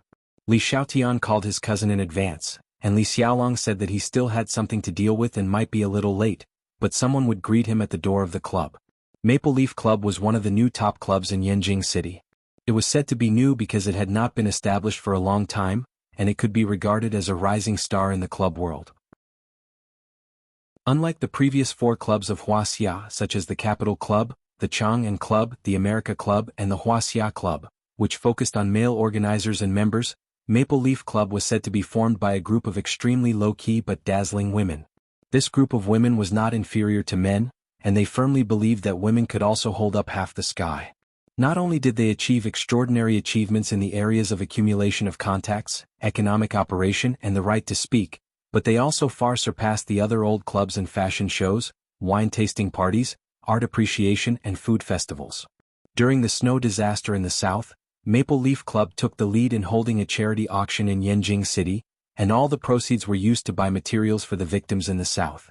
Not only did they win fame, but they also expanded the influence and reputation of the club, which was killing many birds with one stone. The Maple Leaf Club was located on the busiest Black Tortoise Street in Yanjing City. A 50-story building went straight into the sky, and the entrance was crowded with famous cars and celebrities. There were even media reporters taking pictures outside the courtyard. Of course, it was impossible for them to squeeze into the center, because the security measures outside were too strict. As soon as Fang Yan and his friends got out of the car, a middle-aged man in a black suit and glasses quickly came to greet them. The middle-aged man was a member of the Li family, and also an uncle who came to Swallow Fort to make a living. He was very familiar with Fang Yan and the others. After greeting Fang Yan, Yi Fengxing and the others, he walked to Li Xiaotian and said, "Xiaotian, Mr. Li asked me to pick you up." "Thank you, Uncle Biao." Li Xiaotian was very respectful to the middle-aged man. Li Biao smiled and said, "What are you thanking me for? We're all family. Mr. Li is busy meeting an important guest, otherwise he would have come by himself." "Then my brother won't come today?" Li Xiaotian asked with some regret. "Mr. Li will come," Li Biao said. Li Biao led the group to a special sightseeing elevator. After swiping the card, the elevator door opened automatically. He waited until everyone had walked in, then he pressed the letter H, turned around and explained to Fang Yen and the others, "This building is all the property of the Maple Leaf Society, but tonight's auction will be held on the top floor, Starlight World." Starlight World? What kind of place is that? Li Xiaotian asked doubtfully. "You'll know when you go in," Li Biao said with a smile. In less than 40 seconds the elevator stopped. Then Fang Yen and his friends were shocked by the scene in front of them. They finally understood what the so-called Starlight World meant. The top floor of the whole building was a huge, vast and magnificent room. There were partitions and no obstacles, and people could walk freely in the room. However, it would probably take some time to walk through the whole room. The top floor of the whole room was made of an oval glass wall. There was no steel frame, as if it was carved out of a natural crystal. White light shone in, which was reflected by the snow on the top floor. The frost could be seen, but the wind could not be heard. In some places where the frost was thin, snowflakes could be seen dancing in the wind. One could imagine how beautiful this Starlight World would be in summer when the sky was full of stars. Fang Yen said with a smile, "The owner of this club is really broad-minded and bold." "And a lot of money," Ruan Chen said with a smile. "Just this piece of glass is enough for me to live a carefree life." Li Biao said with a smile, "Feel free to walk around, I won't disturb you." "Thank you, Uncle Biao," Fang Yen said gratefully. Li Biao patted Fang Yan's shoulder, turned around and walked outside. Yi Fengxing looked around and said, "I'm really curious. I heard that this club was built by a few women. Who are they? It would be great if I could get to know them." "A toad wants to eat swan meat." A sarcastic voice came. "Who's scolding me?" Fang Yen thought angrily in his heart. These 2 days he was very sensitive to the phrase, "A toad wants to eat swan meat." As long as someone said it in front of him, his first reaction was that the person was scolding him. Behind them stood a thin man wearing glasses. The man stared at Yi Fengxing fiercely and said, "Yi Fengxing, you really don't know how long your face is. Fatso doesn't know how fat he is. You want to meet the 3 maple leaves of the Maple Leaf Society? Who do you think you are?" When Fang Yen was sure that the person was not scolding him, he was relieved. He thought to himself, "I knew it. How can my popularity be so bad that people hate me wherever I go? Besides, I'm safe and not cheap anymore. How can you still scold me?" Chapter 361. Fang Yen felt that he had a naturally mocking face. Anyone who saw him would want to punch him. Swallow Doc had fled to Huaqing. How much trouble had he caused in just half a year? The enemies behind his buttocks were like a lump of sheep's dung, there was no end to them. Fang Yen always felt that those who bullied him did not truly understand him. If they could calm down and understand him, they would definitely think of a way to kill him. Yes, he was a good person. He was a low-class, good-for-nothing good person. He was not greedy for the dark, did not blend in with evil. He was talented and righteous. For such a kind person, how could those bad people let him live a happy and long life? They would definitely think of a way to get rid of Fang Yen, this thorn in their side. This was because Fang Yan's existence would illuminate the dark and damp depths of their hearts. He would judge their ugly minds and rotten, pus and blood hearts. Like mosquitoes under the light, like maggots roasted by the sun, they would reveal their true colors and have nowhere to hide. Good and evil were natural enemies. It was difficult to reconcile. Yes, that was what Fang Yen thought. Don't bully me. Those who bully me are bad people. Thank the heavens no one bullied him today. However, it didn't feel good to see his friend being insulted. Fang Yen looked at Yi Fengxing in confusion and asked, "You know him?" "Jiang Pingji is scum." Yi Fengxing curled his lips and said carelessly, "Last time in Kunlun he tried to hit on my girl and I taught him a lesson." "You're not talking about that little pepper from Bailey clan, are you?" Fang Yen asked. "You speak as if she's the only girl I have." Yi Fengxing was very dissatisfied with Fang Yan's question. "But she was the one I brought last time." "You go first," Fang Yen said. "Shout when you need help. Everyone, let's trample him. We men of Swallow's Dock won't do something like bullying others when we are outnumbered." "No problem. Just wait and see." Yi Fengxing looked at Jiang Pingji with a murderous look and said, "I alone am enough. No matter if it's civil or military, he's not strong enough." Yi Fengxing walked up to Jiang Pingji shaking his big butt. He stared at the pretty boy's face and asked, "Have you seen the 3 golden flowers of the Maple Leaf Society?" Of course I have." Jiang Pingji felt a little guilty, but since Yi Fengxing had thrown out the problem, he could only bite the bullet. Otherwise, wouldn't the words he used to scold Yi Fengxing just now fall on him? "Then tell us, who are the 3 golden flowers?" Why should I tell you? Jiang Pingji sneered. If you're ignorant, then read more. If you're incapable, then lower your head more. Don't run out with your head held high like a giant dumb bird and get laughed at. Yi Fengxing was stunned for a while. He looked at Jiang Pingji and said, that sentence makes so much sense that I'm speechless. If you're ignorant, then read more. If you're incapable, then lower your head more. He had clearly never seen the 3 golden flowers before, and he might not even have heard of their famous names. Yet he pretended to be very familiar with them. This kind of shameless act of sticking gold on his own face was not something an ordinary person could do. I suggest you do it less in the future. Those who can attend tonight's gathering are all famous people. Maybe someone who doesn't like you will come out and give you a few slaps. Yi Fengxing suddenly raised his voice and shouted, What? You said you're very familiar with the 3 founders of the Maple Leaf Society? You even ate hot pot together at Nanshan 2 days ago and drank until 4 in the morning last night? Is that true? Brother Jiang, you can't lie to me. With Yi Fengxing's shout, some of the guests who had just walked in naturally cast their gazes over. Jiang Pingji's face turned red from being stared at by so many people. He stared fiercely at Yi Fengxing and said, Yi, we formed a grudge. Just wait and see. We formed a grudge last time, okay? Yi Fengxing sneered. Last time I could slap your left cheek, this time I can slap your right cheek. If you don't believe me, let's go out and spar? Jiang Pingji of course didn't want to spar with Yi Fengxing. Yi Fengxing came from Swallow Dock.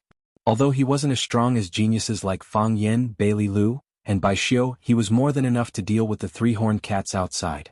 This was also the reason why he rarely suffered losses in Yanjing City.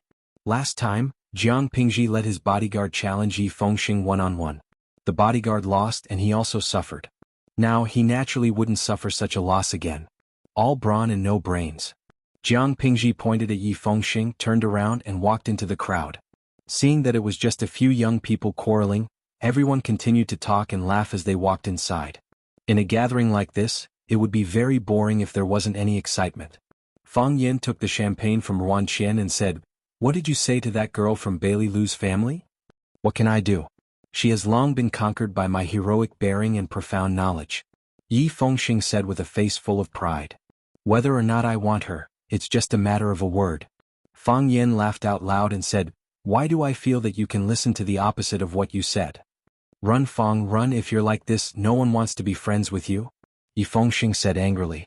Shu. Keep a low profile. Fang Yin advised. Look at the others, the women are dressed in beautiful dresses, high heels, long legs, beautiful and dignified. The men are dressed in suits and leather shoes, refined and elegant, handsome and extraordinary, looking very stylish. We can't act too different and let others misunderstand that we're hooligans who sneak in to eat and drink. If the security guards come to chase us away, we'll be embarrassed and Brother Xiaolong will also lose face, right? Come, everyone be refined, be refined. Thus, Fang Yin and a group of friends held the golden champagne and sipped it, talking about Nietzsche, Kant, value and the distribution of capital wealth, and other big issues that affected the entire human society. As expected, the gazes that looked at them immediately became joyful and gentle. Everyone was the same kind of person. Did you see that? The guy hugging the girl in the red cheongsam is a famous Casanova in Yanjing. His father is the big boss of the Mountain Group, with a net worth of more than 10 billion yuan.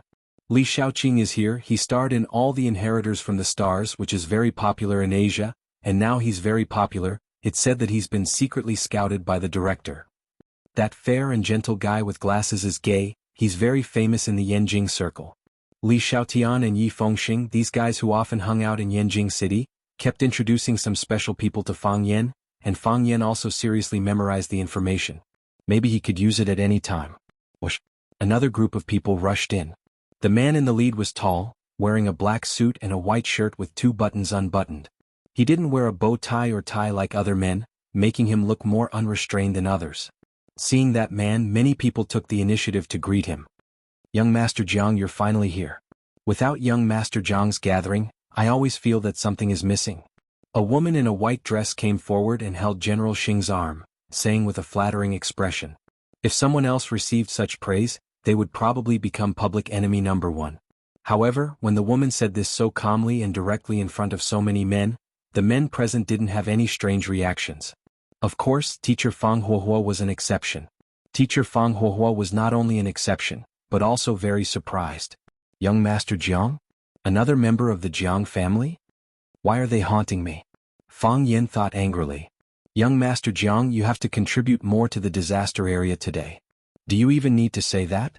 When has young Master Jiang ever been stingy? More and more people gathered around General Xing, and the group became bigger and bigger. He had a completely mesmerizing appearance. What was even more surprising was that not only women were fascinated by him, but men were also fascinated by him. Even some of the older people expressed their deep affection for him. This made people have a whole new level of respect for him. Fang Yin was originally worried that he would be discovered by General Xing, and the two of them would have a hot-blooded, blood-spurting fight between a loser and a rich man in front of everyone. Now that the crowd had surrounded General Xing, even if he walked in front of Fang Yin, he probably wouldn't be able to see Fang Yan's existence. General Xing handled this kind of situation with ease. While dealing with the ambiguity of the beauties and eating some not too big but sweet tofu, he also had an intimate and harmonious conversation with the young masters who followed him or the people in charge of certain groups. General Xing Yi Fengxing stood next to Fang Yin and said with a cold face, "He's very famous but has very little ability. He's a playboy. You're definitely no stranger to his younger brother. Children should be like Jiang Junling." He's talking about his younger brother. The two of them don't seem to be born from the same mother at all. Fang Yan's eyes were fixed on General Xing in the middle of the crowd and he said with a smile, "Don't say his name, don't look at his appearance, I can guess that he's born from the same mother." "Why do you say that?" Yi Fengxing asked doubtfully. No one thought that General Xing was similar to Jiang Junling. General Xing was elegant, and he was proud of the flowers. Jiang Junling was gentle and ordinary. If his name was not mentioned, everyone would think that he was a teacher or a writer when they saw him. No one associated him with the famous Jiang Junling. The way of showing off is exactly the same. Fang Yin said with a smile. One pretends to be an ordinary person, and is very anxious to tell others not to look at me with strange eyes, that I actually don't have any ability, that I'm just an ordinary young man. Do real ordinary people need to pretend like this? One pretends to be a playboy. He's obviously very ambitious, but he still pretends to be disgusting as if he doesn't care about anything, that he won't fight with you for anything. I say, isn't their acting a bit too bad? How can this kind of trash become a role model? Chapter 362. Fang Huohuo was such a down-to-earth person. He wouldn't be unwilling to praise you in front of your face just because you were his friend, and he wouldn't hide his negative views of you just because you were his enemy. For example, General Hang and the Jiang Junling brothers. If you didn't like them, then you didn't like them. If you didn't like them, then you had to tell the reason why you didn't like them. Who knows, maybe other people wouldn't like them after hearing it?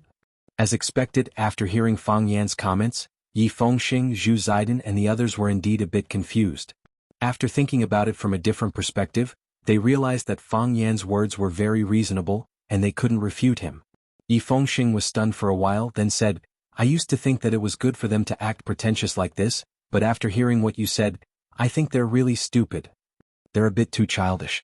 Why don't we help them redesign their pretentious path? That won't do, it'll be easily seen through. Pretentious is a skill.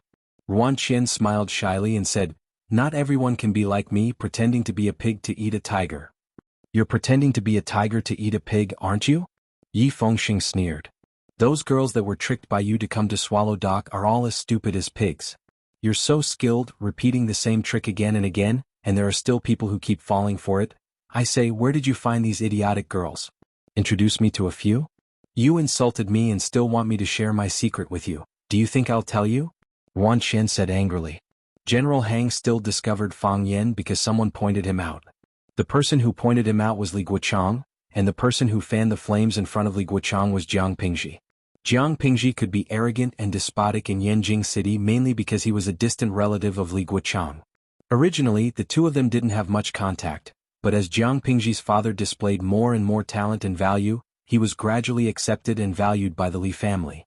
Wang Pingji didn't know Fang Yan, but he remembered Yi Fengxing in his heart. Last time Yi Fengxing had beaten him up and this time he had humiliated him in front of everyone. He had been thinking of revenge but could not find a way to do so. Just like what Yi Fengxing had said, they couldn't win against him in scolding or fighting. What should they do? Jiang Pingji's eyes lit up when he saw Li Guochang accompanying the young master of the general family, Jun Xing. He thought of a ruthless way to take advantage of the situation. If Li Guochang was willing to stand up for him, then he would be able to settle his old and new grudges all at once. Even if Yi Fengxing was barbaric and overbearing, how could he dare to challenge Li Guoqiang, who had a deep foundation in Yanjing City and had a close relationship with the young master of the Jiang family? As long as he wasn't stupid, he could only swallow this loss. Therefore, Jiang Pingji found an opportunity to go to Li Guoqiang's side and told him that he had been bullied. Of course, all the responsibility was pushed onto Yi Fengxing. He himself became a hero who couldn't bear to see a weak woman being bullied and used force to save her. Li Guoqiang looked in the direction Jiang Pingji was pointing and saw a familiar face. Fang Yan. The guy who made Jiang Junling suffer setbacks again and again, and even his close friend Jiang Pingji maintained a high degree of attention on him. He had seen Fang Yan's photo, but this was the first time he had seen Fang Yan in person. From his point of view, Fang Yan looked younger and more spirited than in the photo. His eyes were quick-witted and his temperament was calm. He had the vigor of a youth and the steadiness of a middle-aged man. This was a contradictory person. This kind of person was not easy to deal with. Li Guoqiang felt that it was necessary to tell this matter to Jiang Pingji, so he casually walked to his side and said in a low voice, "Fang Yan is here." Jiang Pingji's footsteps paused and he looked towards Li Guoqiang. Jiang Pingji was like a gorgeous carriage, and the people surrounding it were all horses pulling it. The carriage suddenly stopped, and the horses pulling it naturally felt it deeply. They looked at Jiang Pingji in confusion, thinking that he had met some important person and needed to greet him. In this kind of gathering, some people could be perfunctory, while others needed to be affectionately greeted. It was normal for a big shot like General Xing to stop and greet some people who were the center of attention. General Xing hesitated for a moment before walking in the direction of Fang Yan. Fang Yan was standing next to him. He walked towards Fang Yan, but in fact he had changed from going straight to turning right. Jiang Pingji's eyes widened, and his face flushed with excitement. "Guanyin Bodhisattva, Gautama Buddha, I only wanted to ask Li Guoqiang to help me teach Yi Fengxing a lesson. Why did I have to ask young Master Jiang to come out personally? If the matter of the eldest young master helping him get back his face was spread out, who would dare to challenge him in Yanjing City in the future?" Jiang Pingji secretly decided that he would be young Master Jiang's dog from now on. She would bite whoever he wanted her to bite, and if he wanted her to eat sh*t, she would eat sh*t. General Xing was walking in the direction of Fang Yan, and Yi Fengxing was standing next to him. It was no wonder that Jiang Pingji would misunderstand that General Xing was trying to support him. Jiang Pingji naturally would not miss such a good opportunity to humiliate Yi Fengxing. He squeezed through the crowd and rushed to the left side of General Xing. He pointed at Yi Fengxing and said, "Young Master Jiang, it's him." General Xing looked at him in confusion. Who was this idiot who seemed to be very familiar with him? Jiang Pingji thought that General Xing did not understand Yi Fengxing's crime and could not question him, so he asked him for advice. He hurriedly said, "He is Yi Fengxing. I stopped him from molesting a good girl in Kunlun Club. In the end, he harbored hatred and repeatedly humiliated me. Just now he became even worse." Jiang Pingji. Li Guoqiang raised his eyebrows and stared at him angrily. He shouted, "Shut up." So Jiang Pingji did not dare to speak anymore. His widened eyes revealed the doubt in his heart. What had happened? Fang Yan also saw General Xing. He knew that General Xing was here for him even before Jiang Pingji did, because the direction where he was standing belonged to an isolated group. In this group, there were only him and a few of his diehard friends from Swallow Dock. General Xing would only come to find him and he could only come to find him. Before they got close, the two of them had already communicated with their eyes. It was not ferocious and ruthless and there were no flashes of swords. There was probing and some gentleness. He's not hostile, Fang Yan thought to himself. How can he not be hostile? General Xing walked in front of Fang Yan. After looking him up and down, he laughed and said, "Fang Yan? Fang Yan." Fang Yan also smiled. His smile was very shy. He was like a student who had been named by the principal, or an outstanding young teacher who was praised by the leader, but was still not used to such an honor. General Xing took the initiative to extend his hand to Fang Yan and said, "I have heard a lot about you. We finally meet today. It should be okay to shake hands, right?" "Of course." Fang Yan generously shook General Xing's hand and said, "I should be the one who said I have heard a lot about you. The rumors about the young Master Jiang are rich and interesting. It is an honor to be able to meet him in person today." "Are you scolding me?" General Xing said, pretending to be angry. "The rumors about me are all bad ones. They say that I spent millions of dollars to buy a beauty smile, that I fought with others over a female celebrity, that I went hunting in the Yundian forest but got hit in the crotch by a bear, so my penis is useless. Alright, there are also people who say that I like gay men, especially those pretty boys with red lips and white teeth. Who wouldn't like to hear such rumors? If these rumors didn't happen to me, I would probably listen to them with as much interest as you. Everyone laughed. They all said that young Master General was humorous. Some people looked at Fang Yan thoughtfully. They wondered why this guy could be so favored by General Xing. What was his background? Jiang Junling was tall. His long hair was combed back, revealing his deep and charming facial features. He didn't like to wear glasses like his younger brother. When he spoke, his eyes looked at you sincerely and warmly, giving people the feeling of a good uncle. He was elegant, and able to lift heavy things as if they were light. He spoke casually, but it was easy to gain the favor of others. Such a guy, Fang Yan thought to himself. He has Jiang Junling, a person from the Great Yin, as his younger brother. He must be very unhappy. However, Jiang Junling probably doesn't like having an older brother who knows how to build connections, right? Fang Yan let go of General Xing's hand and said, "That's why, young Master General, you have to maintain your style, maintain your standards, and create more rumors. Think of it as giving benefits to us fans." Everyone laughed again and praised Fang Yan for being humorous. Some girls also glanced over. They felt that Fang Yan had a handsome appearance, a refined manner, and a sharp tongue. He fit the image of a fresh meat in their hearts. If they could talk in private, having a friendly meal, drinking a cup of coffee, or going on a date was also a good thing. That won't do. There will be a lot of celebrities here tonight. I can't steal their limelight, General Xing said with a smile. He pointed at Fang Yan and raised his voice as he introduced him to the surrounding guests. Perhaps everyone is still a little unfamiliar with this little brother. Fang Yan, the square, in Chinese, the yen in Chinese. Some of them had a look of understanding on their faces, but most of them were confused. Speaking of the name Fang Yan, you might not be familiar with it. However, it was this little brother who caused my younger brother, Jiang Junling, to suffer many setbacks in Huaqing and return to the capital in a sorry state. What an amazing young man, General Xing said with a face full of praise, as if he was an expert guiding a younger generation. Fang Yan's eyes were slightly cold, revealing a hint of killing intent. This was flattery. Chapter 363. Clang. As if they were avoiding a terrifying monster, the people surrounding them couldn't help but take a step back.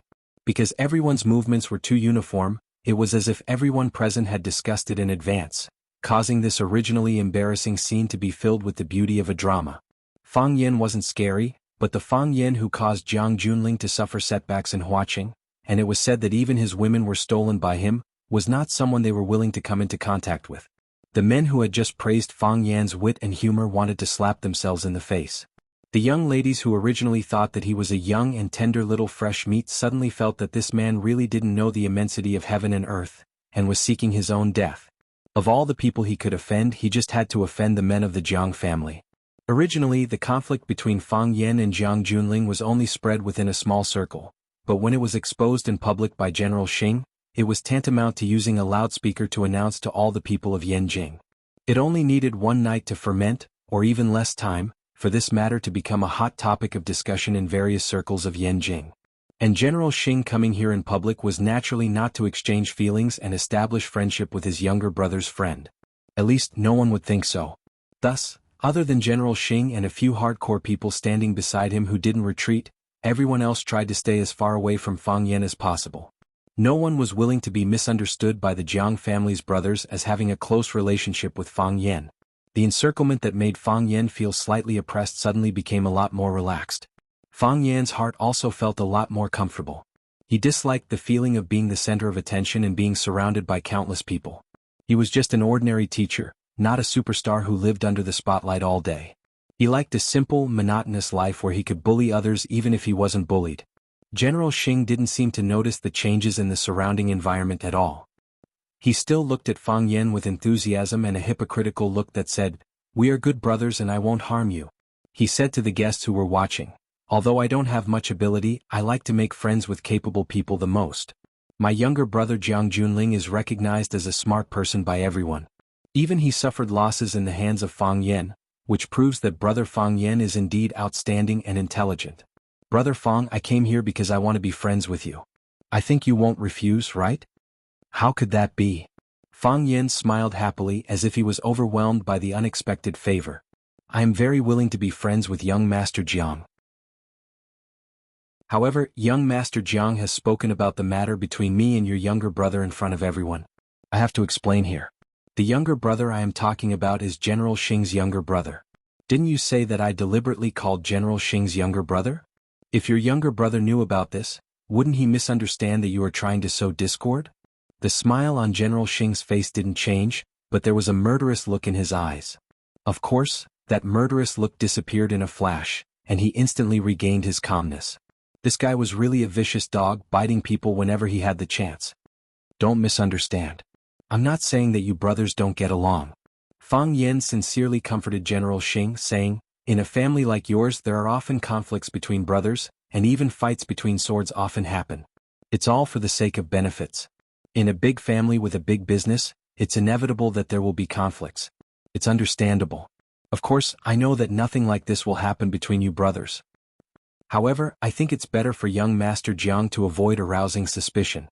You said that your younger brother was bullied by me in front of so many people. Isn't that embarrassing your younger brother? If I were your younger brother, I would definitely feel uncomfortable in my heart and have some other thoughts. I would misunderstand and think that my older brother wants to smear my reputation so that I can't have a foothold in the circle. In the end, the family would have no choice but to consider letting my older brother take charge. I'm young and narrow-minded. So, the things I think are more complicated. I hope young Master Jiang won't take it to heart. Fang Yen sneered in his heart. Want to play dirty? Want to kill with a borrowed knife without drawing blood? Stab with a knife while smiling. Who's afraid of who in this kind of thing? The two people engaged in a battle of words and swords, and the atmosphere at the scene became even more solemn. Everyone held their breath and quietly watched, waiting for the next development of the matter. Jiang Pingji was ashamed and angry and he was about to cry. Didn't you say that you would avenge me? Didn't you say that you would support me? Why did the target change? Moreover, the whole matter seems to have nothing to do with me. General Xing laughed heartily, and it seemed that he was not affected by Fang Yan's words at all. He said, Brother Fang is really interesting. But I want to say that your worries are unnecessary. Jiang Junling and I are brothers of the same father and mother. I am the elder brother and he is the younger brother. My younger brother is smarter than me, more capable than me, and more capable than me. Everyone in Yanjing City knows this, including me. So, he is responsible for making money to support the family, and I am responsible for picking leaves and flowers. Our pursuits are not the same. I'm very glad that I have such a smart and capable younger brother. Only in this way can I be an idle playboy without any pressure. General Xing reached out and held the woman in the white dress next to him in his arms and said, Beauty, don't you think so? The girl in the white dress blushed and said shyly, Not everyone can be a playboy like young master. Besides, it's not like young master has nothing to do. In my heart, you are a very successful man. What if? Fang Yen looked at General Xing with a smile and said, What if young Master Jiang is not willing to be a playboy, and instead wants to learn from his younger brother to earn money to support the family? Brat, what are you saying? Li Guochang shouted. What are you? You dare to provoke the relationship between other brothers? That's right, gauging the heart of a gentleman with the yardstick of a villain. We have been friends with Big Brother for so many years, how can we not know what kind of person Big Brother is? Lincoln, who wore a pair of small glasses with a tortoiseshell hat on the bridge of his nose, was full of anger. Brat, are you here to cause trouble? Why don't we go out and practice? This guy was a typical fighter.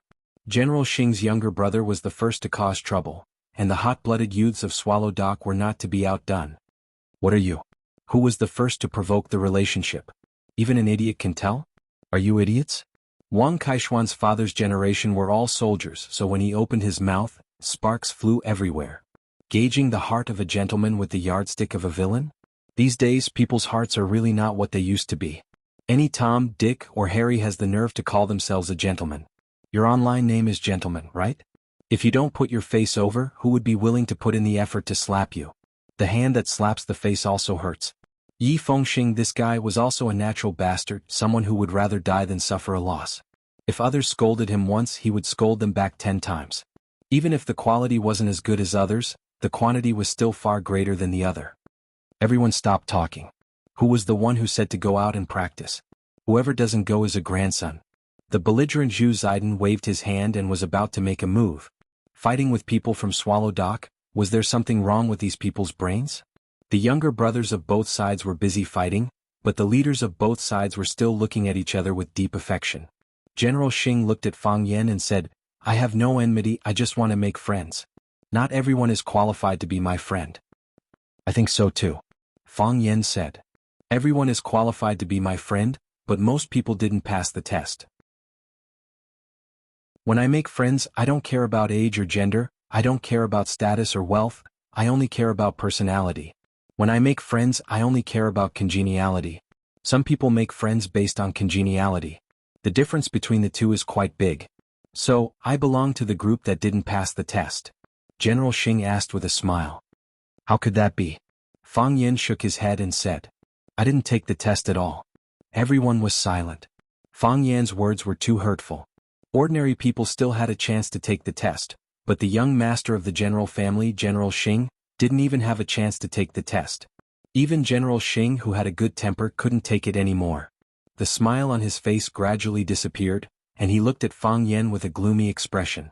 Everyone knew that as long as Jiang Junling gave the order, the bodyguards behind them would rush over and drag Fang Yan out of the venue. However, General Xing didn't do that. He looked at Fang Yan with sharp eyes and said, You are full of hostility towards me. Young Master General, why aren't you?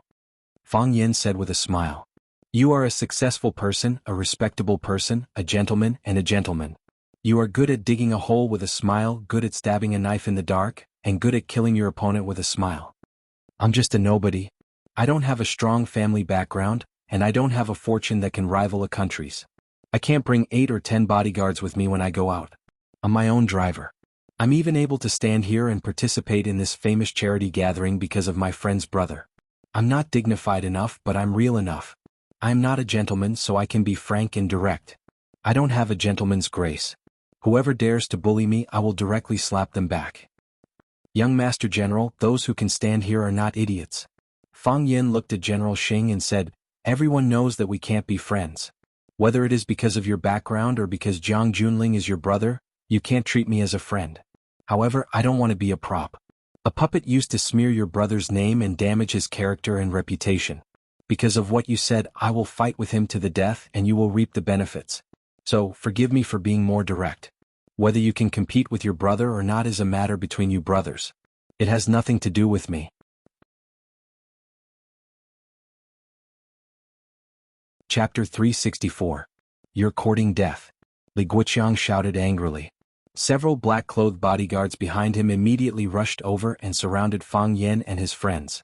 Clang clang clang, the black-clothed bodyguards moved nimbly and stood in position quickly. They only needed one order and they would attack together. The hot-blooded teenagers of Swallow Dock were not to be outdone. They set up their carriages and horses ready to fight. Swords were drawn. Whether it was General Xing or Fang Yan, they only needed to make a gesture or give a simple order, and the two sides would fight together. The onlookers retreated to avoid being involved. The security guards of the Maple Leaf Club rushed to the scene. Seeing that the leader of the trouble was General Xing, they hesitated whether to stop them now or to stop them when they really started fighting. Or should they wait for General Xing to beat them up first and then clean up the mess? General Xing stared at Fang Yan for a long time. His dignified expression turned cloudy, then he shook his head and said with a smile, It seems that you have a deep misunderstanding of us. We, the Jiang brothers, are not as petty as you think. My brother and I are not as indifferent as you think. Today we are gathered here to participate in a charity auction that is about to start, to help the people who are suffering from the disaster in Guangnan. Since it started because of my kindness, then let it end here. What I want to say is that I really have no malice. General Xing glanced at Fang Yan and said, See you in a while. He took the lead to turn around and walked in the original direction. Li Guoqiang and others glared at Fang Yan fiercely and followed him to leave. The other guests felt that their breathing was smooth. They clinked their glasses and drank again, chatted and laughed, and followed behind General Xing to the main venue. Li Guoqiang walked beside General Xing and whispered, Are we just going to let it go? It's not good for us to make trouble. General Xing said with a smile. Have you forgotten our original plan? It's fine if we can't steal the chicken, but we can't help to scatter the rice for the chicken. We can't do such a stupid thing. We will be laughed at. I really don't want to. Li Guoqiang said in a low voice full of anger. In Yanjing City they had never been bullied like this. This isn't the only thing that I'm unwilling to accept. General Xing said calmly. However, after this incident, they have become lone guests in this banquet, right? Everyone will more or less give the Jiang family some face. General Hang was right. Anyone who offended the Jiang brothers wouldn't be welcomed at any gathering. With so many people seeing Fang Yan arguing with General Xing, who would be willing to come into contact with him?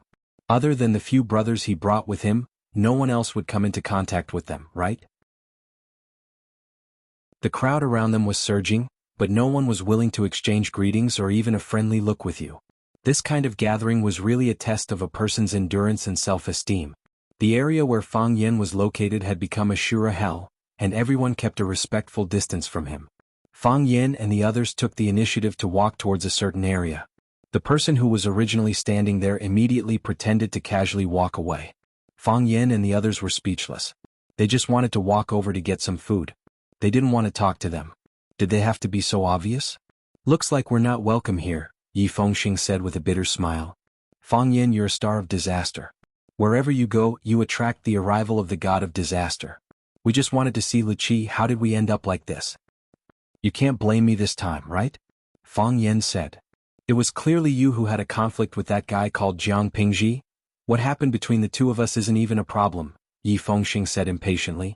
Someone like General Xing would cause trouble for me because of a small matter with Jiang Pingji? It's obvious that he came for you. Fang Yan smiled awkwardly and said, you guys also know that I had a small conflict with his brother. It's understandable that he came to look for trouble. However, I can see that he didn't come to support his brother. It's more like he came to stab his brother in the chest. Wang Kaishan curled his lips and said, these rich families only have such a small matter, and they still pretend to be hypocrites who stand aloof from worldly affairs. Lu Qian looked at the surrounding crowd and asked, are we going to continue wandering around here? Although I really want to see Li Qi, I don't want to see them rolling their eyes at me. Why not? Zhu Ziden said. If we leave, won't we let General Xing and the others have their way? The more they dislike us, the more we have to show off in front of them. Otherwise, others will think that we're afraid of them. When have the men of Swallow Dock been afraid of anyone?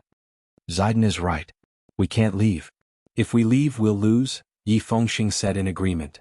Anyway, Fang Yan has already bullied his brother, so let's bully his brother as well. We have to treat everyone equally and be fair. Fang Yan. A sweet voice suddenly sounded. Fang Yan turned around and saw Xia Xia, who was wearing a long white dress, leisurely walking towards them. Yi Fengxing's eyes widened as he stared at Xia Xia and asked, Fang Yan, do you know her? Pil King Zhu Zi and the others also looked at Xia Xia, who was walking towards them, with faces full of astonishment. They didn't understand how Fang Yan could be related to the national goddess, and from the looks of it, their relationship seemed to be very close. Xia Xia quickly walked in front of Fang Yan, her eyes curved into a smile and said, why are you here? I heard that there's going to be a charity auction here, so my friends and I wanted to come and make a contribution to the people affected by the disaster. Fang Yan said. Xia Xia smiled even more happily and said, in any case, I won't believe you no matter what you say. However, if I knew you were coming, I would have pulled you along with me. When I got off the car just now, I didn't even have a male companion by my side. How embarrassing. The national goddess said that she doesn't have a male companion. I don't believe such words either. Fang Yan said. In a situation where he was being ignored everywhere, suddenly having such a big star come over to chat and joke with him made Fang Yan feel the warmth of spring. No wonder everyone called her Xia Xia goddess. At this moment, Xia Xia really became golden and beautiful in Fang Yan's heart. The arrival of Xia Xia caused a commotion in the venue. The most low-key national goddess was extremely popular even in the circle of the rich and famous. Moreover, Xia Xia's background was also not simple. When many people saw her appear at the elevator, they wanted to go up and greet her and exchange a few pleasantries. What was shocking was that Xia Xia completely ignored the strange or expectant gazes of others and walked straight to Fang Yan, who had been rejected or ignored by them. It seemed that they got along very well. What's going on? Why is Xia Xia so close to that kid? She must not know what happened in the summer. Should we go and inform her? It wouldn't be good for a kind woman like Xia Xia to be used by others. Those brats were really sinister. Where did they come from? These guys are really interesting. Some people like him, some people hate him, but there's no way to ignore them. Fang Yan naturally felt the strange gazes around him. He also understood the worries of the people around him about Xia Xia. He smiled and said, just now I had some unhappiness with a guy called General Xing, and then we became unwelcome people here. No matter where we went, the place would immediately be cleared because of our arrival. I bet there are a lot of people who are worried that you will offend General Xing because you are standing with us. Do you want to go over and greet them first? Maybe they have something important to say to you. Xia Xia frowned slightly, glanced around and asked, "Why did you clash with General Xing? You know him too?" Fang Yin smiled and said, "Looks like he's quite famous." General Xing is famous because he has an even more famous younger brother. Of course, he himself often becomes a topic of conversation. Xia Ji calmly explained, looked at Fang Yin and said, "I'm talking and drinking with my friends. What kind of offense is this? Who made the rule that everyone in the world has to be friends with the men of the general family?" Yi Fengxing gave Xia Xia a thumbs up and said, "These words are righteous." Zhu Zaidan and the others finally had the chance to strike up a conversation with the goddess. They all gathered around and praised Xia Xia as a peerless goddess who was rare in the heavens and unparalleled on the earth. Fang Yin introduced his friends to Xia Xia, and Xia Xia also shook hands with Yi Fengxing and the others one by one. Dignified, generous and frank. Xia Xia looked at Fang Yin and said, "Then what plans do you have now? Preparing to leave early?" "That's what I thought," Fang Yin said with a smile, "but they think that if they leave they will admit defeat to General Xing. If they don't want to admit defeat, then we can only continue to shamelessly stay. Then I'll accompany you in." Xia said, "I'm going to sing in a while. But I didn't come here tonight to sing by myself." "For the music fanatic?" Fang Yin asked. "Yes, it's for the music fanatic," Xia Xia said with a face full of anticipation. The lingering sound lingers for 3 days. In the past, I always thought that it was impossible for there to be such music in this world. The person who said this must be a liar or an exaggerator. Now I understand that I am ignorant and inexperienced. It turns out that there really is such a strange person in this world and there really is such music. Since you're here tonight, you must enjoy yourself. Under Xia Xia's lead, Fang Yin and his companions walked into the depths of the crowd. Countless people took the initiative to greet Xia Xia, and some hardcore fans pulled Xia Xia to whisper some whispers. Xia Xia smiled and thanked them but did not alienate them. She still led Fang Yin and the others around. The so-called rumors, the so-called gossip, were just people worrying about nothing. Xia Xia was calm and composed, the clouds were light and the wind was light. Chapter 365. A guy who became successful by selling successful studies once said that a millionaire's friends were all millionaires, and a multimillionaire's friends were all multimillionaires. Fang Yin felt that this sentence was bullshit. For example, he had 1 billion strings of coins on his waist, and he was a very rich person. Ruan Qin, this pretty boy, probably wouldn't even have 1 million even if he searched his entire body. The others also didn't have that much money, but this didn't affect the deep friendship between them at all. However, Fang Yin still clearly felt that there were circles between people. At this moment, at this place, the people who gathered together in groups of 3 to 5 formed small circles. These circles were closely connected and there was me and you and me. What was worse was that Fang Yin didn't belong to any of these circles. Well, if this circle had to be defined, it could only be Swallow Dock Teen Idol Group. They all came from Swallow Dock, a great and glorious yet low-key place.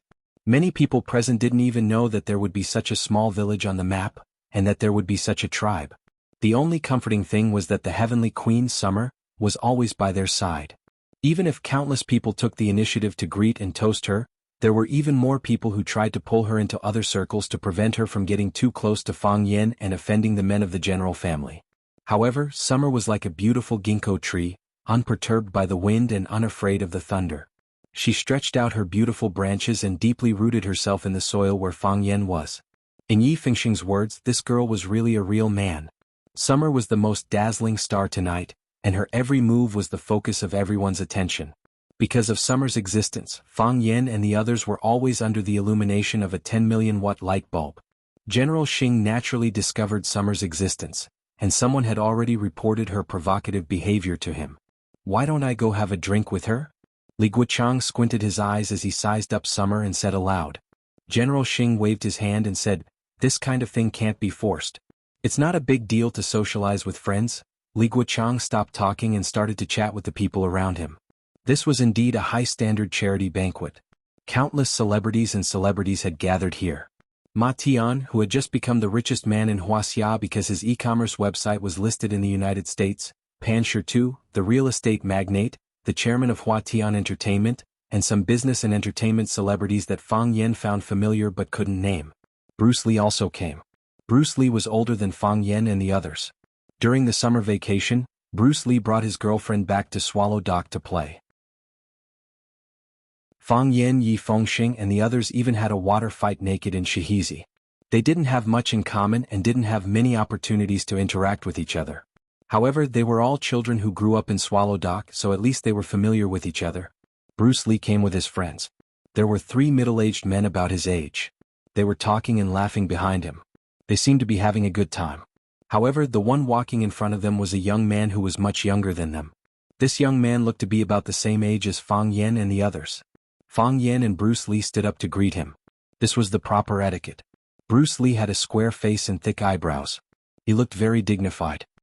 He looked at Li Xiaotian and asked, "Your breath reeks of alcohol. You didn't drive, did you?" "Not much. Less than 2 pounds per person." Bruce Lee smiled and said, "I didn't dare to drive. I got a driver to send us here." Bruce Lee nodded and turned to look at Fang Yen. He said with a smile, "I heard you broke through again?" "I don't know if it's good or bad," Fang Yen said in distress. "There's no one to lead the way. I can only find my own way." "It's always a good thing," Bruce Lee said with a smile. "But there's a balance between work and rest. Let's have fun tonight. If you need anything, just come to me. As your big brother, I have to take care of you in Yanjing City. I don't want to hear your gossip when I get back." "Thank you. I'll definitely trouble Brother Xiaolong if there's anything." Fang Yen thanked Bruce Lee for taking care of them. "Bruce Lee, are these your friends?" The young man who came with Bruce Lee stared at Fang Yen and the others and asked curiously, "Young Master Qin, they're the children of my neighbors. They're my younger brothers." Bruce Lee originally didn't want to introduce Fang Yen and the others to his friends. They weren't in the same circle anyway. There was no point in introducing them. But since young Master Qin took the initiative to ask, he had to stand up and introduce them. Bruce Lee pointed at Li Xiaotian and said, "My younger brother Li Xiaotian. Xiaotian, this is Qin Xiaofeng. You can call him young Master Qin too." "Hello, young Master Qin." Li Xiaotian smiled and greeted Qin Xiaofeng. He could tell that his brother cared a lot about Qin Xiaofeng's attitude. Qin Xiaofeng nodded. They got to know each other.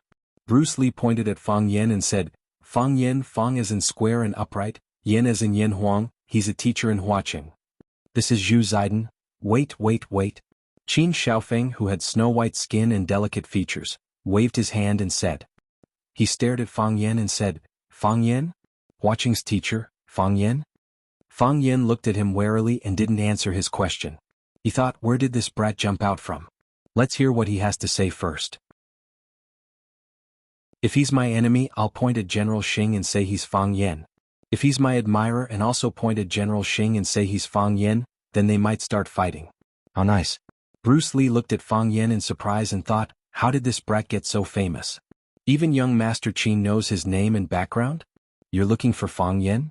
Yi Fengxing also stared at Qin Xiaofeng cautiously and asked. Fang Yen had too many enemies. As his brothers, they had to be on guard to not get ambushed. I'm not looking for him. But I've heard of him. Qin Xiaofeng laughed and said, Awesome. Awesome person. In Yanjing City, General Ling was as arrogant as the King of Heaven, not putting anyone in his eyes. But when he went to Huaqing, a layer of skin was scraped off his face. It said that the guy who scraped off his face was called Fang Yen, a teacher in Huaqing. Brother, don't tell me that Fang Yen is you? Fang Yen felt very conflicted. When faced with honor, should he accept it or reject it? That's him. Yi Fengxing said proudly, he's that Fang Yen. To Yi Fengxing, his brother's honor was his honor. He was very proud now. Ha, it's really you, Qin Xiaofeng laughed. As he laughed, his face darkened and said, I see General Xing all right, let's not stand with this guy, lest those petty people from the Jiang family bear a grudge. Then he turned around and walked toward where General Xing was standing. As soon as Qin Xiaofeng left, the middle-aged people who were chatting with Bruce Lee also left. A hint of panic flashed in Bruce Lee's eyes. He looked at Fang Yen and asked, Do you have a conflict with Jiang Junling? Something unpleasant happened, Fang Yen said frankly. This kind of thing couldn't be hidden even if he wanted to. He just couldn't understand. The conflict between him and Jiang Junling was very hidden. Only those people in Huaqing knew about it. How did it spread to Yanjing? Fang Yen wouldn't believe that there wasn't a murderer behind the scenes. But which family did this? If he and Jiang Junling had a conflict, who would benefit the most? The Jiang family? Their family was the most likely. After all, the four families of Huaqing, the Lu family and the Gu family had formed an alliance with him because of the Rubik's Cube technology. Only the Jiang family's ambition didn't die. They actually held on to the thigh of the Jiang family, and the two families seemed to be connected by marriage.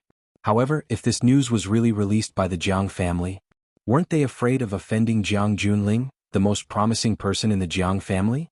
Among these rumors, Jiang Junling's reputation was the most severely damaged. He had incurred a lot of hatred because of these rumors, but he had also established a lot of prestige. Ordinary people wouldn't dare to provoke a man who even Jiang Junling bullied to the point of crying, right?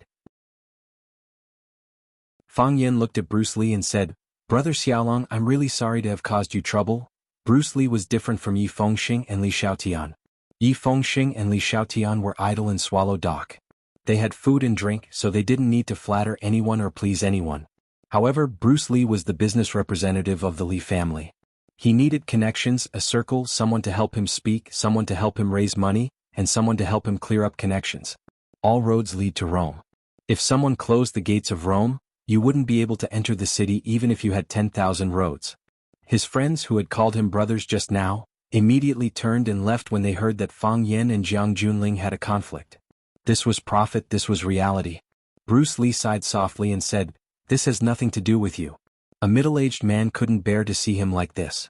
He turned and walked to Bruce Lee and said, "Xiaolong, we are businessmen, we have to take care of our fellow countrymen, but we also have to take care of the big picture. Let's go and sit with young Master Jiang. You can say that you don't know anything. This matter has nothing to do with you anyway." Bruce Lee hesitated for a moment and said, "Brother Ho, thank you for the reminder. However, these are my younger brothers. I can't abandon them." The man sighed and turned to leave. Qin Xiaofeng pointed at Bruce Lee and laughed, saying, "Bruce Lee, don't be reckless. That kid is a troublemaker. Do you know how deep the conflict between him and Jiang Junling is? Do you think it can be resolved by saying sorry and setting up a banquet? Childish." "Qin Xiaofeng, who has a conflict with my brother again?" A woman's dissatisfied voice came over. Another group of young people in bright clothes came over, led by Jiang Junling, who wore glasses and had a gentle smile on his face. The smile on Fang Yan's face was like a dried chrysanthemum. Tonight's banquet was really getting more and more lively. Chapter 366. Jiang Junling was very low-key, but when he arrived he was not low-key at all. If one were to say that when the general walked over, he was like a magnet that automatically attracted the people around him to pay their respects. Then Jiang Junling was like a large piece of blooming rape flower field. Not only the small bees nearby rushed towards him, but also the bees in the distance rushed towards Jiang Junling in groups. Magnets could only affect some metal objects at close range, but the flower field could affect the bees in the entire nature. As an elder brother, such a sharp contrast really made people feel very uncomfortable. The vast starry sky and earth automatically formed a human wall, and the human wall arrow went straight towards Jiang Junling. Everyone inside the human wall felt that they were doing it very casually and secretly, but from the perspective of a bystander, Fang Yan felt that their actions were really like a group of sneaky thieves. Jiang Junling was surrounded by a larger crowd, and even the eyes of the people around him were all blocked. Fang Yan and his friends once again became outsiders. What was gratifying was that Summer had been standing by his side, never leaving. Fang Yan's friends really liked Summer, and there were even people who secretly asked Fang Yan if Summer was his girlfriend or if Summer had a boyfriend. Qin Xiaofeng breathed a sigh of relief and made a bye-bye gesture to Fang Yan, indicating that Fang Yan should quickly get lost before Jiang Junling had time to deal with him. It had to be said that this action was very rude, but he was indeed thinking for Fang Yan's sake. Fang Yan smiled and shook his head. Qin Xiaofeng sneered and no longer paid attention to him. "Are you envious?" asked Summer, who was holding a glass of red wine. Her long hair was scattered over her shoulders, and the ends of her hair were slightly curled, forming a beautiful arc. Her shoulders were slightly exposed and the large snow-white chest was dazzling. She used a perfume that Fang Yan did not know. That smell was very light, but also distant. It was as if he was going to bring people into his dreams at any time. After a pause, he continued, "Every man wants to stand in that position, right? Maybe you'll think I'm hypocritical if I say this," Fang Yan said. "I don't envy you at all. I wasn't like him and I wasn't like most men either. What they wanted was to sit on the throne of the world and lie on the knees of beautiful women. No matter where I go, I'll be the center of attention. I don't want to live such a life. Pretend." Tired? I just want to be a quiet teacher and pass on my life's knowledge to my lovely students. He didn't ask for a good life, but he didn't want to waste his time with them. In his spare time he would read a few poetry collections, write a few calligraphy pieces, sit by the window and listen to the rain, or go to a tea house to get drunk. He would marry a wife who was not very beautiful. Of course, she could also be very beautiful and give birth to a few clever children. I feel like my life is complete. This is the life I want. Xia Chen was sluggish for a long time, then he let out a weak sigh and said, although I know what you said is false, I still feel that this kind of life is very beautiful. It's very exciting. Yi Fengxing glanced at Fang Yan and said, I think you might as well sit on the throne of the world and lie on the knees of beautiful women. Looking at you pretending like this, I feel tired. In front of beautiful women, there were many cases of brothers stabbing each other. This was the case all over the world. You don't understand. Fang Yan had a sad look on his face, as if it was hard to find a confidant in the world. You don't understand. Jiang Junling was very gentlemanly. More and more people came to greet him, and they would also take the initiative to greet some elders or important people. The crowd would eventually disperse. When Jiang Junling's group of people once again appeared in Fang Yan's field of vision, Fang Yan knew that his misfortune was coming again. What was surprising was that those people didn't even look at him. Even Jiang Junling didn't look at him, as if he had never seen this person's existence. The person who had just scolded Qin Xiaofeng was a girl with short hair. In this kind of situation she walked alone in jeans and a white shirt. She looked young and fashionable, but at the same time she didn't fit in with the rest of the crowd. However, everyone treated her as a child and no one was too picky about her clothes. Jiang Rong strode in front of Qin Xiaofeng, who was hiding behind the stone corridor, and pulled him out, shouting, Qin Xiaofeng, tell me clearly, who does my brother have a grudge with? No grudge, no grudge. Qin Xiaofeng's heart was full of bitterness. He just wanted to distance himself from Fang Yan with a few words of gossip. How did the petty Jiang family hear it? I'm talking about conflict. It's just a little conflict. Who has a conflict with my brother? How come I didn't know about this? Jiang Rong clearly didn't want to stop here and continued to pursue. I only heard about it, Qin Xiaofeng said. I heard that when second brother was in Flower City he had some conflict with a guy called Fang Yan. You know that I have a loose tongue and I like to talk nonsense when I hear something. Usually when he hears something he likes to talk nonsense. Maybe there's no such thing. Of course there's no such thing, Jiang Rong said. Who is Fang Yan? Never heard of him. Never heard of him. These 4 words expressed the Jiang family's attitude towards the conflict between the Jiang family Ling and Fang Yan. Never heard of this, never heard of a person called Fang Yan. How could a small character like Fang Yan be placed together with Jiang Junling? The greatest humiliation was being ignored. Qin Xiaofeng glanced at where Fang Yan was standing and said, good that you haven't heard of him. I haven't heard of him either. He's probably some small character that's not famous. I think those rumors are fake. Who can be a match for a genius like second young master? Good that you know, Jiang Rong said coldly. Qin Xiaofeng, watch your mouth or I'll tear it apart. That won't do, Qin Xiaofeng said with a smile. How can I drink and pick up girls if I tear it apart? I'll rely on this face and this mouth to make a living. Jiang Rong finally saw Fang Yan, or rather she glanced at where Fang Yan was standing. Then she frowned and asked, who are they? How come I've never seen them before? This question was difficult for Qin Xiaofeng to answer. He had just said that he hadn't heard of Fang Yan, so he naturally didn't know him. If he didn't know him, then how could he explain the fact that Fang Yan was standing here? Who brought them? Jiang Rong asked. Bruce Lee's face was livid, but he still walked out of the crowd and said, I brought them. Fang Yan and Li Xiaotian didn't receive an invitation to the banquet. He did bring them in through his connections. This kind of thing couldn't be hidden. If they were found out it would be more embarrassing. It was better to stand up and bear the responsibility himself. Jiang Rong looked at Bruce Lee, looked him up and down with a very sharp and mature look and asked, who are you? Bruce Lee replied. Oh. Jiang Rong laughed.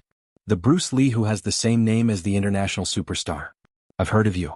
I heard that your kung fu is very good and your character is also very good. But who are those people you brought? They shouldn't have received an invitation from the organizer, right? You brought such an unknown person in. If anything happens, are you going to be responsible for it? Can you bear the responsibility? They are all my friends, my younger brothers. I can promise. No one wants to listen to your promise. Jiang Rong interrupted Bruce Lee's words and said, After it happens, any guarantee is useless. If something happens to young Master Qin Xiaofeng, or if he is injured by your friends, how will you compensate him? What's the use of your promise at that time? What do you mean? Bruce Lee clenched and loosened his fists, trying to keep his expression gentle and calm. He knew that he couldn't be angry. Once he was angry, things would be more difficult later. What meaning can I have? The key is still your own idea. Correct your own mistakes, clean up your own mess. You brought people who were not invited into the club, which is not in line with the rules of the banquet. And these people may be aggressive. As invited guests of the banquet, we have the right to ask the club to deal with this matter. Of course, I don't mind giving you face and letting you deal with it yourself. You deal with it cleanly, lest the people of the Maple Leaf Club come out to clear the place and you will lose face, right? Jiang Rong was not old, but his words were sharp. And he was reasonable, as if he was completely standing in Bruce Lee's point of view to consider the problem. This was a blatant threat. Everyone knew that this was a threat to Bruce Lee by the Jiang family. Bruce Lee broke the rules first. If the Jiang family really asked the club to deal with this matter, the club could only follow the Jiang family's request and expel Fang Yan and Li Xiaotian. First, they were not invited guests of the banquet, but vagrants who got in through the back door. Second, in front of Fang Yan and the Jiang family, the club would naturally choose the Jiang family. Who would be willing to favor a young man with no foundation? Moreover, it was only a little girl of the Jiang family who came out to deal with this matter. The other important people of the Jiang family did not come out, as if they didn't care about what happened here. From the beginning to the end, Jiang Junling did not say a word, not even looking at Fang Yan. What happened here had nothing to do with him. Yes, he didn't need to do it himself, as a general could handle this matter. In his eyes, Fang Yan was just an insignificant person who did not matter. Jiang Junling thought so, and so did everyone present. Expel. This was an expulsion.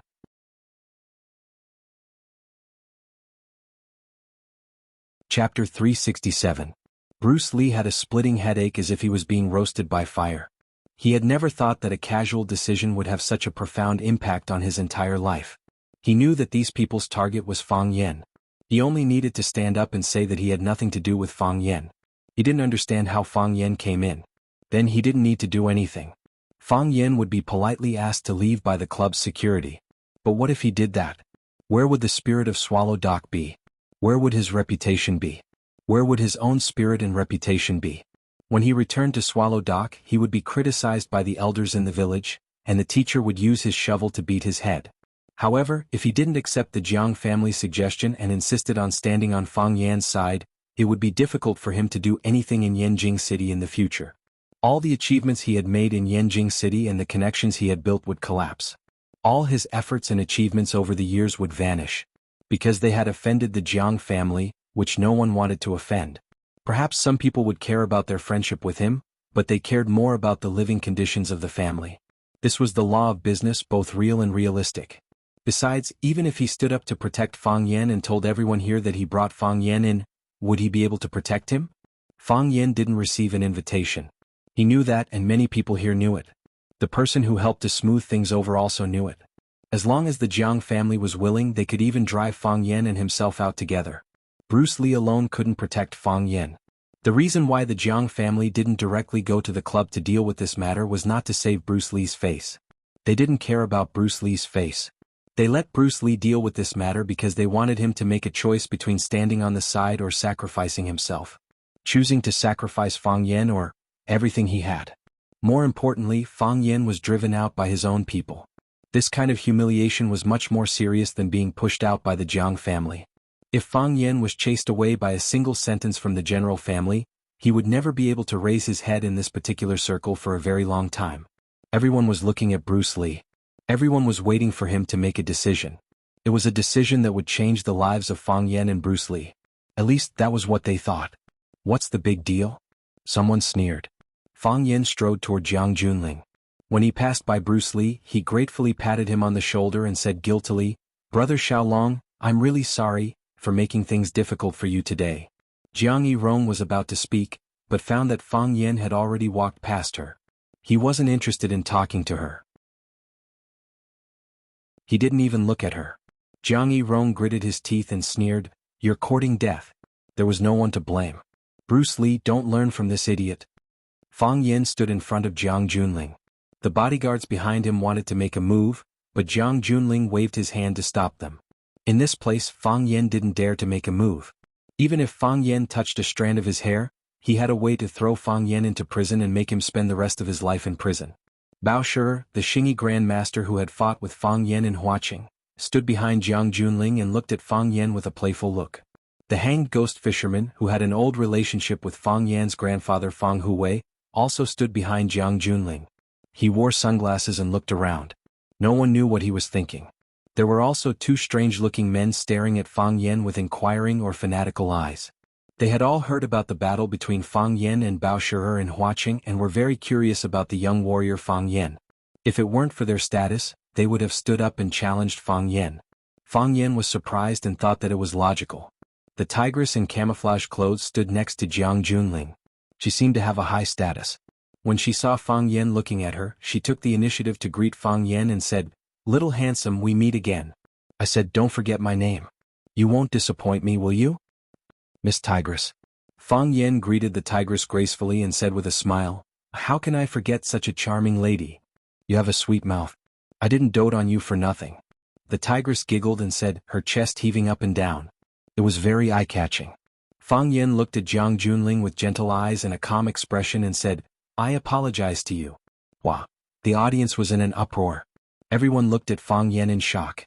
Some were laughing, some were mocking him, but most of them looked like they were deep in thought or understood. This idiot finally can't bear the pressure, right? Fighting with the generals, he doesn't even know who he is. A country bumpkin is a country bumpkin. Jiang Junling didn't say a word, and a random kid can make Fang Yen stand up and apologize to him. Jiang Junling really lives up to his reputation. Apologizing is what a smart person does. What can that kid do if he doesn't admit defeat? Ask for money? He doesn't. Ask for people? He doesn't either. What right did he have to fight against the general order? Jiang Junling doesn't need to do anything, his people can take care of things properly. There was a lot of discussion below the stage, but the little fellows of Swallow Dock looked at Jiang Junling with a strange expression, as if they were looking forward to the start of a big show. Jiang Junling adjusted his glasses and looked at Fang Yen thoughtfully. When Fang Yen walked towards him, he calculated in his mind 3 choices and 19 ways to start, but he didn't expect it to be this one. "Isn't this guy very unyielding? I apologize to you," Fang Yen said aloud again. "Just like the rumors in Beijing, we did have some unpleasantness in Huaqing. You tried to plot against me, but I bullied you instead. You found a dog to stir up trouble, and I beat the dog until it lay on the ground and couldn't get up." Fang Yen pointed to Xingyi Grandmaster Bao Shi behind Jiang Junling and said, "Bao Shi, the king of Xingyi. You asked him to challenge you and he's very strong. He made me use a lot of force, but I still knocked him out." Wow, shocked voices came from the venue again. Many people knew that there were many martial arts masters around Jiang Junling. These people were very strong and could fight against 100.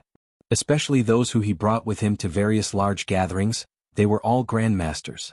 Even such masters were knocked out by Fang Yen, so how powerful was Fang Yen? Some people thought of their cold and dismissive attitude towards him just now. If he attacked in anger, it would be difficult for them to resist, right? Bao Shi's face turned purple, and his body trembled with anger. He wanted to fight to the death with Fang Yen on the spot. Too hateful. Too shameless. This is too much. Don't hit people in the face. You're not hitting the face but the heart. Jiang Junling's face didn't change, and there was even a faint smile at the corner of his mouth. Yes, this was the Fang Yen he knew. This was what his old friend, who he missed day and night, should do. He wasn't apologizing, he was provoking. Fang Yen. This time, even Xia couldn't help but stand up to stop Fang Yen. She knew what Jiang Junling represented and how much power the Jiang family had. She was worried that Fang Yen would act out of loyalty, and that he would face more disasters in the future. She admired the brave, but she was more willing to applaud those who knew when to advance and when to retreat. Fang Yen looked back and patted her on the arm. He said with a smile, "It's okay. Jiang Junling and I are old friends. Some words have to be said face to face. Friends should be honest with each other." "I apologize to you." Fang Yen said this for the 3rd time. "Why should I resist? If you want to bully me, I'll let you bully me. If you want to beat me up, I'll let you beat me up. If you want to kill me, I'll let you kill me as long as you leave my body intact. Why should I resist? It doesn't matter if I resist, but I found that Jiang Junling is only SOSO. His wisdom and schemes, which are praised by others, are like child's play. His ace bodyguard, which is envied by others, is also a peerless expert. It turns out that the general's order that everyone fears is a paper tiger. Yes, I should apologize to you. I shouldn't have broken this paper tiger. General Xing couldn't bear it anymore. He jumped out and shouted, Fang Yan, you don't know what's good for you. We give you face but you don't want it. When we don't give you face, you won't be able to cry even if you want to. Fang Yan glanced at General Xing and said, Don't be in a hurry to jump out and show off. You're the happiest person here, aren't you? You've been secretly setting up your brother again and again. Jiang Junling is such a smart guy. Doesn't he know? He's just pretending to be stupid. When he suddenly becomes serious with you, you'll know how stupid what you've done before is. If you don't have the wisdom of Zhuge Liang, don't pretend to be a hermit. Slander. General Xing's face was frighteningly gloomy. Fang Yan's eyes turned back to Jiang Junling's face and said, Yes, you have money, power, and connections. Yanjing is your home ground, Wuxia is your home ground, the whole world is your home ground. I admit that I don't have as much money as you, power as you, and connections as you. I'm a small character and you're a big character. No matter where you are, you have all the advantages. But I must resist. I have no choice but to resist. Fang Yan said in a long-winded manner. He was patiently explaining one thing, although such an explanation would only cause more misunderstanding and hatred. I'm my mother's son. My mother only has me. If I'm bullied, she'll be unhappy. If I'm beaten, she'll be very sad. If I'm killed, she'll want to die. I don't want my mother to worry about me. I can't let my mother be disappointed in me. Whose parents won't worry if their child is bullied outside?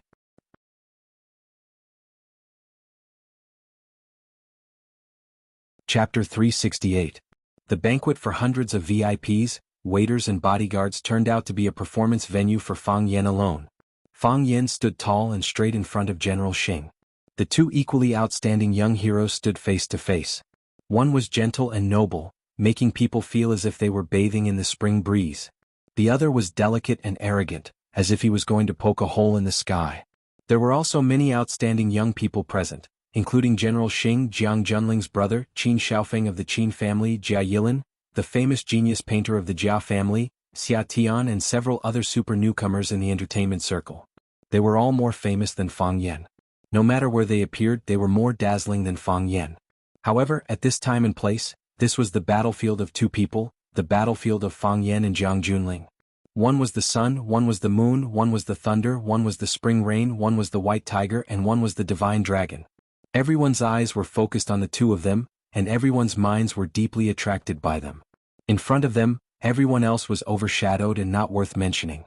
Fang Yan was very calm, so calm that people who were familiar with him felt that his performance was very strange. Jiang Junling was also very calm. He was very curious about Fang Yan's trump card to compete with him. Courage and hot blood? What a stupid thing that was. Fang Yan's voice rang through the whole room. He said, I don't want to resist, but I really can't. I've not been a good boy since I was a child. There is a factor in my blood that refuses to admit defeat. When others scold me, I scold them back. When others slap me, I slap them a few times. I don't take advantage of others, and I don't want to be at a disadvantage. This is not a good habit, but it's not a bad habit either. There must be something that needs to be insisted on, right? Whether in the eyes of my mother or in my eyes, I don't think that you are nobler than me. You are just a little richer than me. Being rich is capital, but it is not a reason for you to bully me. So, there was a strange smile on Fang Yan's face. It was neither happy nor sad. It was more like a comfort after venting. Yes, this was venting. He vented his anger reasonably. He didn't want to provoke anyone, he just didn't want to be a puppet at the mercy of others. He didn't want to kill or see blood, but he didn't want to be killed and he didn't want to shed blood. Humiliation after humiliation, plotting against after plotting against. It was impossible to guard against an open spear and a hidden arrow. Fang Yan was really tired. Fang Yan was really annoyed. Fang Yan was really angry. Don't hesitate to fight. Unafraid of death. This was a declaration but also a warning. These 8 words were powerful and resonant, expressing Fang Yan's attitude and determination in the face of his family's abuse. I don't want to fight, but I don't mind fighting. I don't want to die, but I'm not afraid of death. Pa, pa, pa. Someone applauded. The one who applauded was Jiang Junling. Only he had the right to applaud at this time. He applauded for his opponent. Jiang Junling's applause was not warm, nor was it continuous. strike after strike, dry like a soup without seasoning. Jiang Junling habitually adjusted the glasses on the bridge of his nose, squinted at Fang Yan and said with a smile, "Don't hesitate to fight, not afraid of death. I apologize to you, I have no choice but to resist. Fang Yan, to be honest, I'm starting to like you." Because. Jiang Junling paused for a second, as if he was considering his words. "Because you are really different from others. Frank, direct, incisive, full of aggression, and you're still so young. If I could do it again, I would definitely choose to be friends with people like you. Being friends with people like you, I won't feel that life is boring, right? Unfortunately." "Unfortunately what? Unfortunately time can't go back? Unfortunately we are already enemies? Unfortunately people like us can never be friends?" Jiang Junling didn't finish his words. Instead, he looked at the crowd around him with a smile and said, "I thought this was a private party. I thought the organizers would protect our safety. We are willing to do charity and devote our love to the people affected by the disaster, but we also have to be responsible for our own personal safety. I feel that I am in danger. Do you feel the same? Do you feel the same?" Although Jiang Junling's voice was calm and his smile was gentle, his words contained a fierce killing intent. "I feel that I am in danger. Do you feel the same?" Who dared to say no? Who could say no? If they didn't stand up at this time, if they didn't choose a good side at this time, then they would have no chance to do so in the future. Fortunately, this multiple-choice question was relatively easy. Which side should Jiang Junling and Fang Yan stand on? Did they even need to use their brains to think about this question? "I felt it a long time ago." Li Guiqiang echoed loudly. "Even cats and dogs jumped out to bite people. Isn't this party a failure?" "That's right. We are here to offer our love. How can some random people come here to make up the numbers? Even people without an invitation can come in. Can beggars from outside also come in? If a club like this can't protect our privacy, how can we be sure that it can protect our safety?" Zhao Qingye, who was behind General Hang, also stood up to support. "The Maple Leaf Club must stand up and give an explanation. Is the organizer responsible for this event? Who let them in? Are you going to hold those people accountable and give us justice?" General Yi Rong's evil eyes glanced at Fang Yan as he shouted in a crisp voice. Sure enough, the situation was one-sided. First, the people brought by Jiang Junling and the General Hang brothers stood up to support Jiang Junling. Then, those who were close to the general family or had business dealings with Jiang Junling stood up to support him. Seeing that the commotion on the other side was getting louder and stronger, even those who were originally in the middle or who were emotionally inclined to Fang Yan's side also made a decision to denounce Fang Yan's existence. The law of the jungle was the iron law of the jungle. The meaning of these people was clear. They wanted to expel Fang Yan. If Fang Yan didn't go out, then the meeting couldn't continue. If the general brothers left, they would probably take a lot of people with them, right? Even if the organizers insisted on holding the charity banquet, it would still be an incomplete banquet, a failure. This wasn't just the power of Jiang Junling alone. This wasn't just the power of the general brothers. This wasn't just the power of the general family. This was the power of Jiang Junling and the general brothers, the general family, and all the dignitaries in the city. Yes, Jiang Junling had only said a few words to make the top group of people in Four Corner City stand against Fang Yan. Their momentum was great, their lineup was strong, they were majestic, they were unstoppable. They could crush everything. This was Jiang Junling. This was Jiang Junling's method. Fang Yan could resist one person, but how could he resist a city? No matter how strong a rabbit was, it was impossible for it to carry a sandbag forward like a camel. The sandbag would break the rabbit's spine, crush the rabbit's skin, flesh, and bones, and squeeze out the rabbit's internal organs. Yes, the hundreds of nobles under the general's command were the sandbags that were pressing down on Fang Yan's body. Fang Yan's expression was cold, and his eyes were as sharp as knives. He clenched his fists tightly. Then he used the Tai Chi Cleansing Heart Sutra to expel the evil energy that was about to explode in his body. However, the evil energy didn't disappear.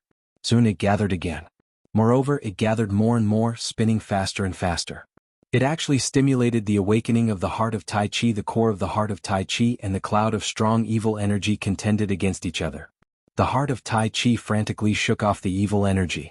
Because it was clean, free, and free. The evil energy was too dirty. However, the vitality of this evil energy was extremely tenacious. It was like a rubber ball that was kicked away by the heart of Tai Chi. Then, it quickly rolled back. It was kicked away again and rolled back again. It was kicked away countless times and rolled back countless times. Fang Yan was furious. Fang Yan was furious. Fang Yin felt that his body was about to explode. Fang Yin felt that the heart of Tai Chi was about to melt. When one person oppresses me, I fight back with my energy. When one city oppresses me, I fight back with my life. I don't accept this. Fang Yin stood up straight. His handsome face was like ice and his eyebrows were like swords. He fearlessly swept his gaze across the crowd and shouted, "If you are the heavens, then let me suffer a disaster. If you are the earth, then bury my body in flesh. If you are the gods, then take away my soul and faith. If you are the king of hell and evil spirits, then let me never reincarnate. I am Fang Yin. I am standing here. I will not retreat. I will not retreat. I am Yi Feng Xing.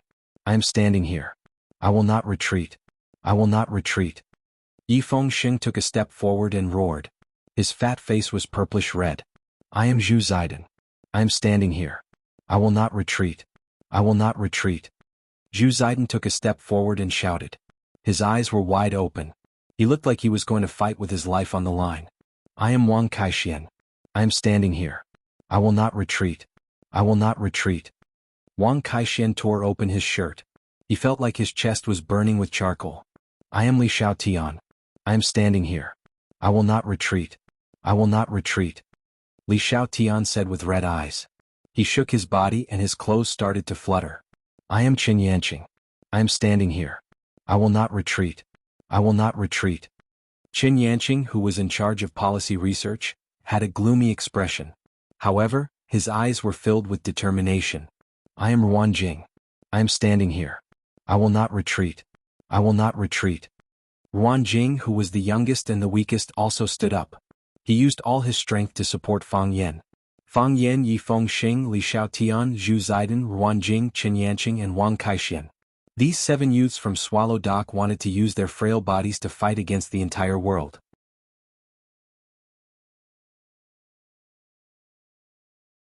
Chapter 369.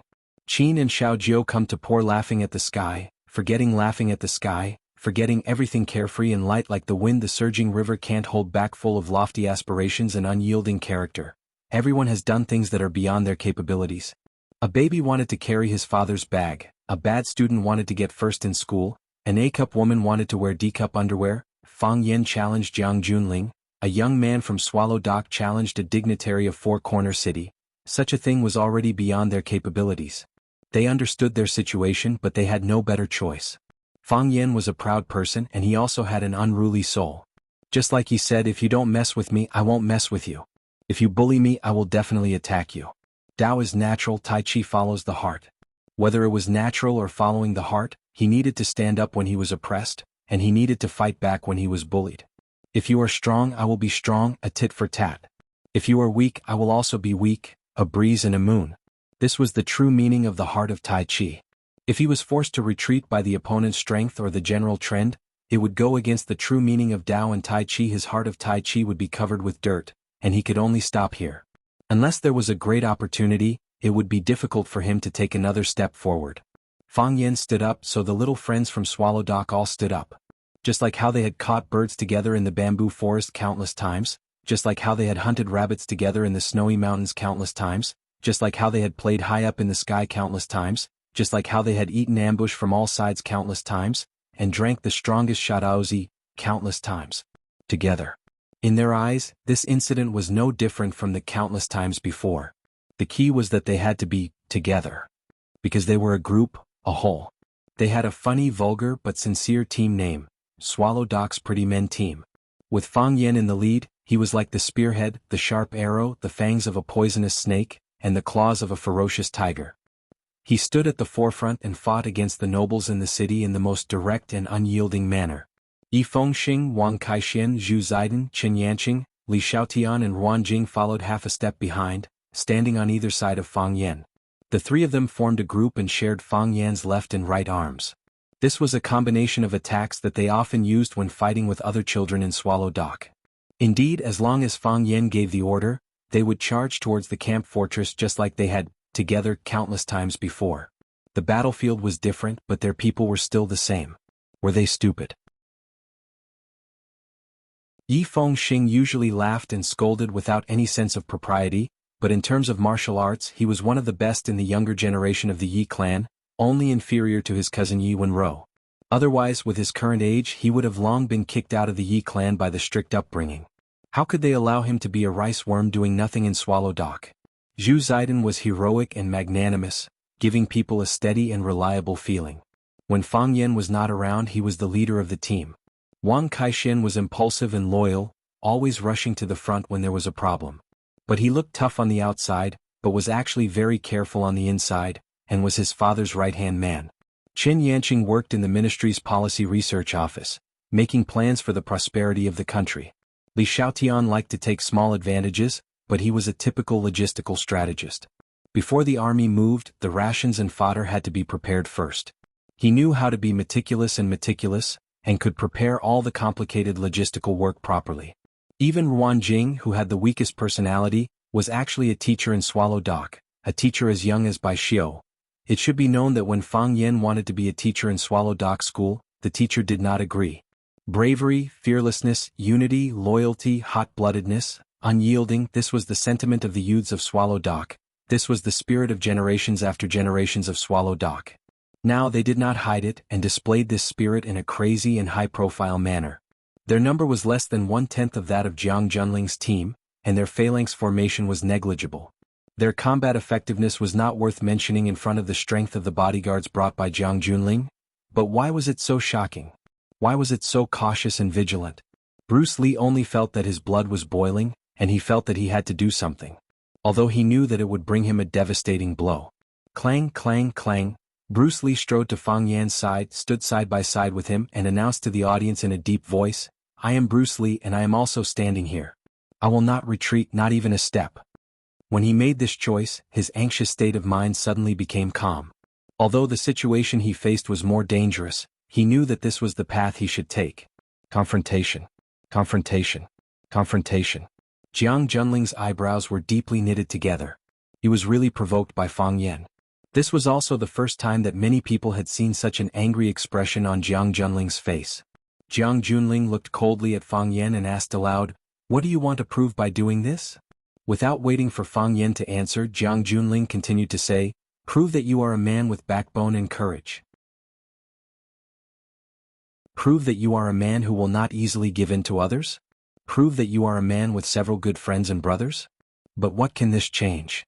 Jiang Junling looked at Fang Yan with an exploratory gaze and said, "What can it change? You really don't have an invitation, and we really feel that there are some elements of insecurity in it. Especially now, I feel more and more insecure. I think my friends around me should feel the same as me, right? If you are the heavens, let me bear the disaster of extinction. If you are the earth, bury my body and flesh together. If you are the gods and Buddhas, take away my soul and faith. If you are the evil spirits, let me never be reincarnated." Fang Yan, I have to say that you are a very provocative guy and a very talented guy in speech. Even I, a bystander whom you call an enemy, was ignited by the power of your words. But what I want to tell you is that we are not the heavens, not the earth, not the gods and Buddhas, not evil spirits. We are just kind people who come to this charity banquet and want to make a little contribution to the people in the disaster area. That's all. We are here, we feel the danger, we feel some loopholes in the organization. So, we make some kind suggestions to the organization. Is there anything wrong with this? It is a well-known fact that you don't have an invitation. You entered here without an invitation. You broke the rules first. We don't need to invite you, and the security personnel of the Maple Leaf Society will politely ask you to leave. Of course, I also know that your strength is not weak, and you have even put on a posture of not hesitating to fight. I know that no matter who wants to hurt you, you will beat and injure them, right? If the security personnel can't invite you, there is still the police. Fang Yan, there are rules and laws in this society. You don't obey the rules, but you have to obey the law. Isn't that the case? Jiang Junling adjusted the glasses on the bridge of his nose, looked at the many distinguished guests standing on his side with a smile, and said, "So, I really don't understand. They put on such a posture of marching to war. What are they going to do? I can guarantee that this is definitely not a movie, because the Maple Leaf Society will never allow a crew to come in to film." A general's order was a general's order. The stance that Fang Yan and the others had put up, the momentum that they had created, and the situation that had forced him to the edge of the cliff to fight had been easily destroyed by him. He didn't compete with you in terms of numbers, even though he had more people on his side.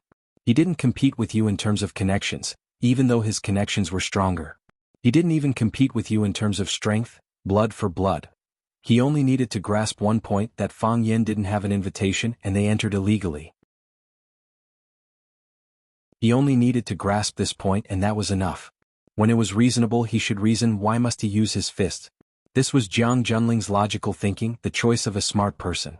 He was Jiang Junling, not those unscrupulous playboys hanging around Yanjing City. Haha, is it because you are used to acting?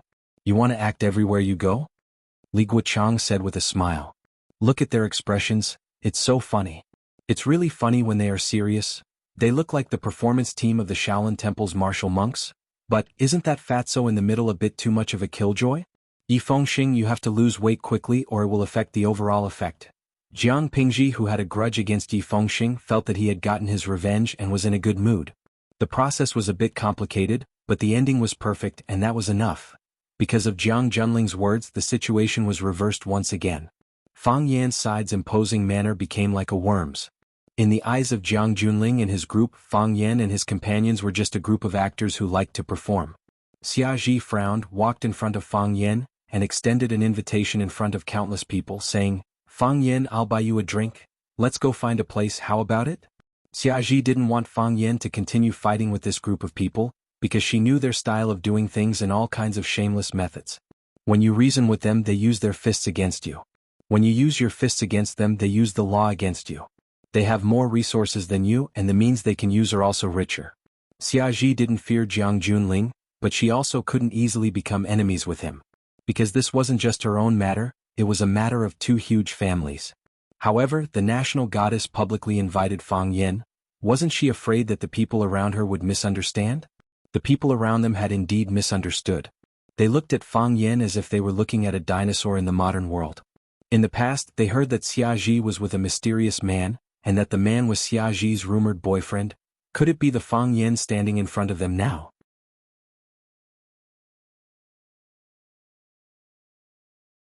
Chapter 370. No matter what the occasion was, the goddess's invitation was an extremely honorable thing. If they did some other extracurricular activities after a drink, it would make people feel that no matter how much humiliation and censure they suffered today, it would be enough to make up for it. Summer's behavior was undoubtedly a stab in the hearts of many men at the scene. It should be known that although some people were rich or noble, they were also Summer's fans. Adversity shows true love. Fang Yan had always had a good impression of Summer. He felt that she was a woman with ideals and loyalty, a very good choice for a friend. That was all. However, Summer's protection today really made him feel grateful from the bottom of his heart. He was not a pure person, a person with interests. He did many things for other purposes, but Summer only had one purpose, to protect him. She cared about him as a friend. Now, the Swallow Dock team led by Fang Yan and Jiang Junling were divided into two phalanxes on the grounds of personal safety. It was a critical and dangerous period when the contradiction broke out. Summer did not stand on the side of Jiang Junling, who was of the same kind, but had always been on the side of Fang Yan. Although she did not stand up in public to refute or fight back against Jiang Junling's dissatisfaction, her inviting Fang Yan out for a drink was a kind of attitude. She wanted to drag Fang Yan out of this quagmire. Fang Yan turned to look at Summer and said with a smile, "Thank you for your kindness, Summer. Thank you very much. I know what you want to do and I understand your intentions, but I can't promise you. As you can see, things have come to this point. I can't retreat. At least I can't retreat now." Fang Yan patted Summer's arm. His eyes were gentle and his expression was sincere. "Really, I'm really honored to have a friend like you." Summer's lips moved slightly and all that came out was a sigh. She knew Fang Yan. If he didn't want to retreat, there must be a reason. Fang Yan turned to Bruce Lee and asked, "Brother Xiaolong, do you have an invitation in your hand?" "Yes." Bruce Lee took out a classical card from his pocket and said, "This is the invitation letter. It can also be used as an elevator access card." "No name?" Fang Yan asked with a smile. "The card is not signed," Bruce Lee said.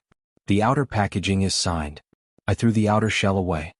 Fang Yan raised the light yellow card and said, "Can I borrow it?" "Borrow?" Bruce Lee was stunned for a moment, then he grinned and said, "If it's useful, I don't mind." "Thank you," Fang Yan said. Therefore, Fang Yan walked to the general token with the card in his hand and said, "Look, I have an invitation. Your card is the same, right? Or something more advanced?" "That invitation letter isn't yours," shouted General Yi Rong angrily. She was about to explode from anger because of Fang Yan. Originally, she thought that the matter could be solved with a few words, but this guy kept pestering her endlessly until now. What did he want? It's in my hands. Why isn't it mine? Fang Yan asked with a smile. I will ask the club to verify your identity. It doesn't matter, said Fang Yan. The card is in my hands, so the invitation letter is mine. If it doesn't work, I can change my name to Bruce Lee. My idol is also called Bruce Lee. You shameless. General Yi Rong wanted to rush up and chop Fang Yan into pieces. Yi Fengxing laughed out loud and said, That's right. Fang Yan has an invitation now. He's also a person of status. Some people can't drive him out. Brothers, are we going to be driven out? Fang Yan should have done this a long time ago. Your serious look just now made us all very uncomfortable. Hello, Bruce Lee. Goodbye, Bruce Lee. Zhu Ziden teased. I'm happy to see people we don't like unhappy. Who said that? Fang Yan borrowed Bruce Lee's invitation letter. It was the only invitation they had. In other words, only one of the 8 people could stay. Of course, Jiang Junling and the others only wanted to force Fang Yan out. Jiang Junling stared at Fang Yan with burning eyes. He did not answer his question for a long time. He suddenly had a feeling that danger was approaching. Perhaps he had made a serious mistake. He stared at Fang Yan with a gloomy face and said, I've investigated you. I know a little about you. I just don't understand. What other trump cards do you have? What's the point of your persistence? I don't have any trump cards. Fang Yan said with a smile. I just said I'm just a nobody. I just try my best to spit on others when they step on me. I'm dirty and so are you. It's embarrassing to say it, but there's really no better way. If that's the case. Jiang Junling's eyes narrowed slightly. Why do you keep looking at the time? You've looked at the time 5 times since I came in. 2 of them were the wristwatch of Miss Ya, who was closest to you. The other 2 were the wall clock of Starlight World. When you took the card from Bruce Lee's hand, you looked at the time on his wristwatch again. What are you waiting for? The luxurious European-style decoration and the gorgeous and complicated crystal lamps illuminated the room as if it were daytime. On the wall of the room there was a huge screen. On the screen was the scene of Fang Yan and Jiang Junling confronting each other in Starlight World of Maple Leaf Association. The image of the big screen was excellent. The facial expressions and eye contact between Jiang Junling and Fang Yan could be clearly seen. Even the black hemorrhoid on Jiang Junling's face and the fluff on Fang Yan's face could be seen clearly. A girl in a red dress stood in front of the big screen like a proud princess, watching her knights doing their best to kill each other for honor. Noble, calm and sure. A handsome man in a black suit stood beside her. Seeing a drop of sweat slowly flowing down Fang Yan's forehead, he said with a smile, It seems that he's in a bad situation. Miss, do you want me to go out and help him? No need, the girl said softly. What are we waiting for? Waiting for the arrival of what he's been waiting for. What if he can't hold on? He'll definitely hold on, the girl said in a very firm tone. Because I won't let him lose. Swallow Dock. In the thatched hut. An old man in a leather jacket was lying on a chair drinking yellow wine. Bai Xiuxiu was adding firewood that had been chopped long ago to the fire. There was no heater in the old man's house. The weather was too cold, so a fire was needed to keep warm. Under the light of the fire, the old man's face showed a soft golden color. His face was full of wrinkles and ditches. Who knew how much wind and rain and the past had been contained in it? Gulp, gulp. The old man drank a mouthful of yellow wine and handed over the wine pot in his hand. Bai Xiuxiu, have a sip to warm up your body. No need, Bai Xiuxiu refused. I'm not cold. Yes. You're not cold, the old man said with emotion. Young people are full of vigor. Bai Xiuxiu glanced outside the door and looked at the dense crowd standing in the snow outside. Sir, you have to say something. The Zhu family's old master has come out, the Li family's old master has come out, the Fang family's old master has been pushed over in a wheelchair. Yi family's big uncle Yi has also come. Everyone is standing at the door waiting for you to say something. But the sir didn't look outside, pretending that these people didn't exist. He scolded with a smile, I'm standing here not taking a step back. These monkeys, do they think this is an act? Bai Xiuxiu chuckled and said, Isn't it an act?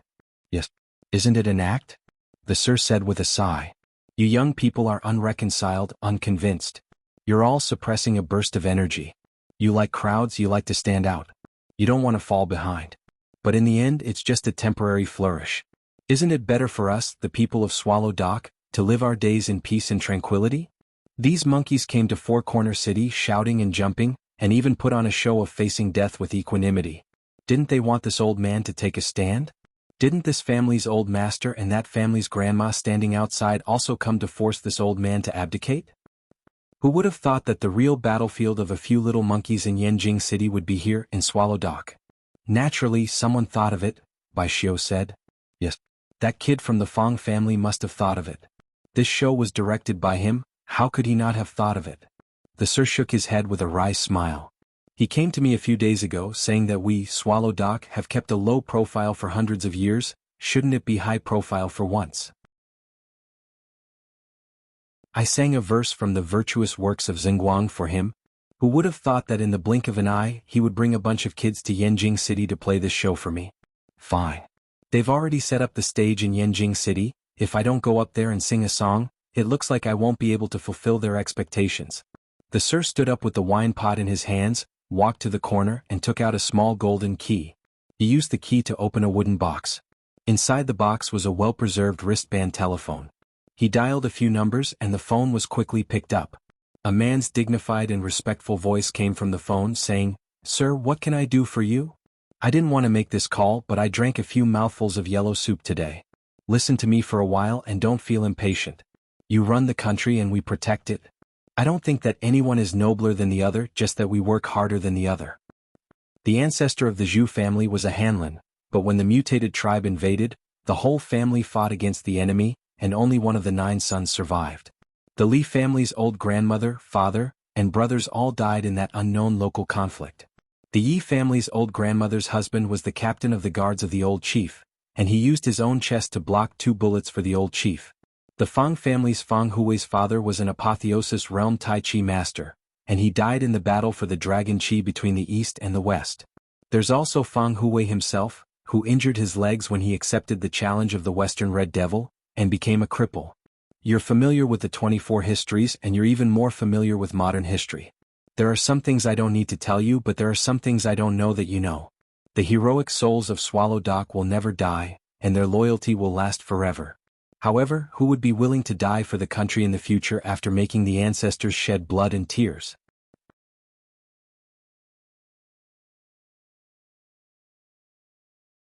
Chapter 371. In the long river of Wuxia's glorious and torturous history, countless heroes, sages and warriors emerged. Yu Fei was enraged and loyal to the country. When Qinxiang fought against the Yuan and died in Yidu, Zheng Qinggong crossed the sea and seized the island, protecting the integrity of the country. Deng Shichang died in battle in the Yellow Sea.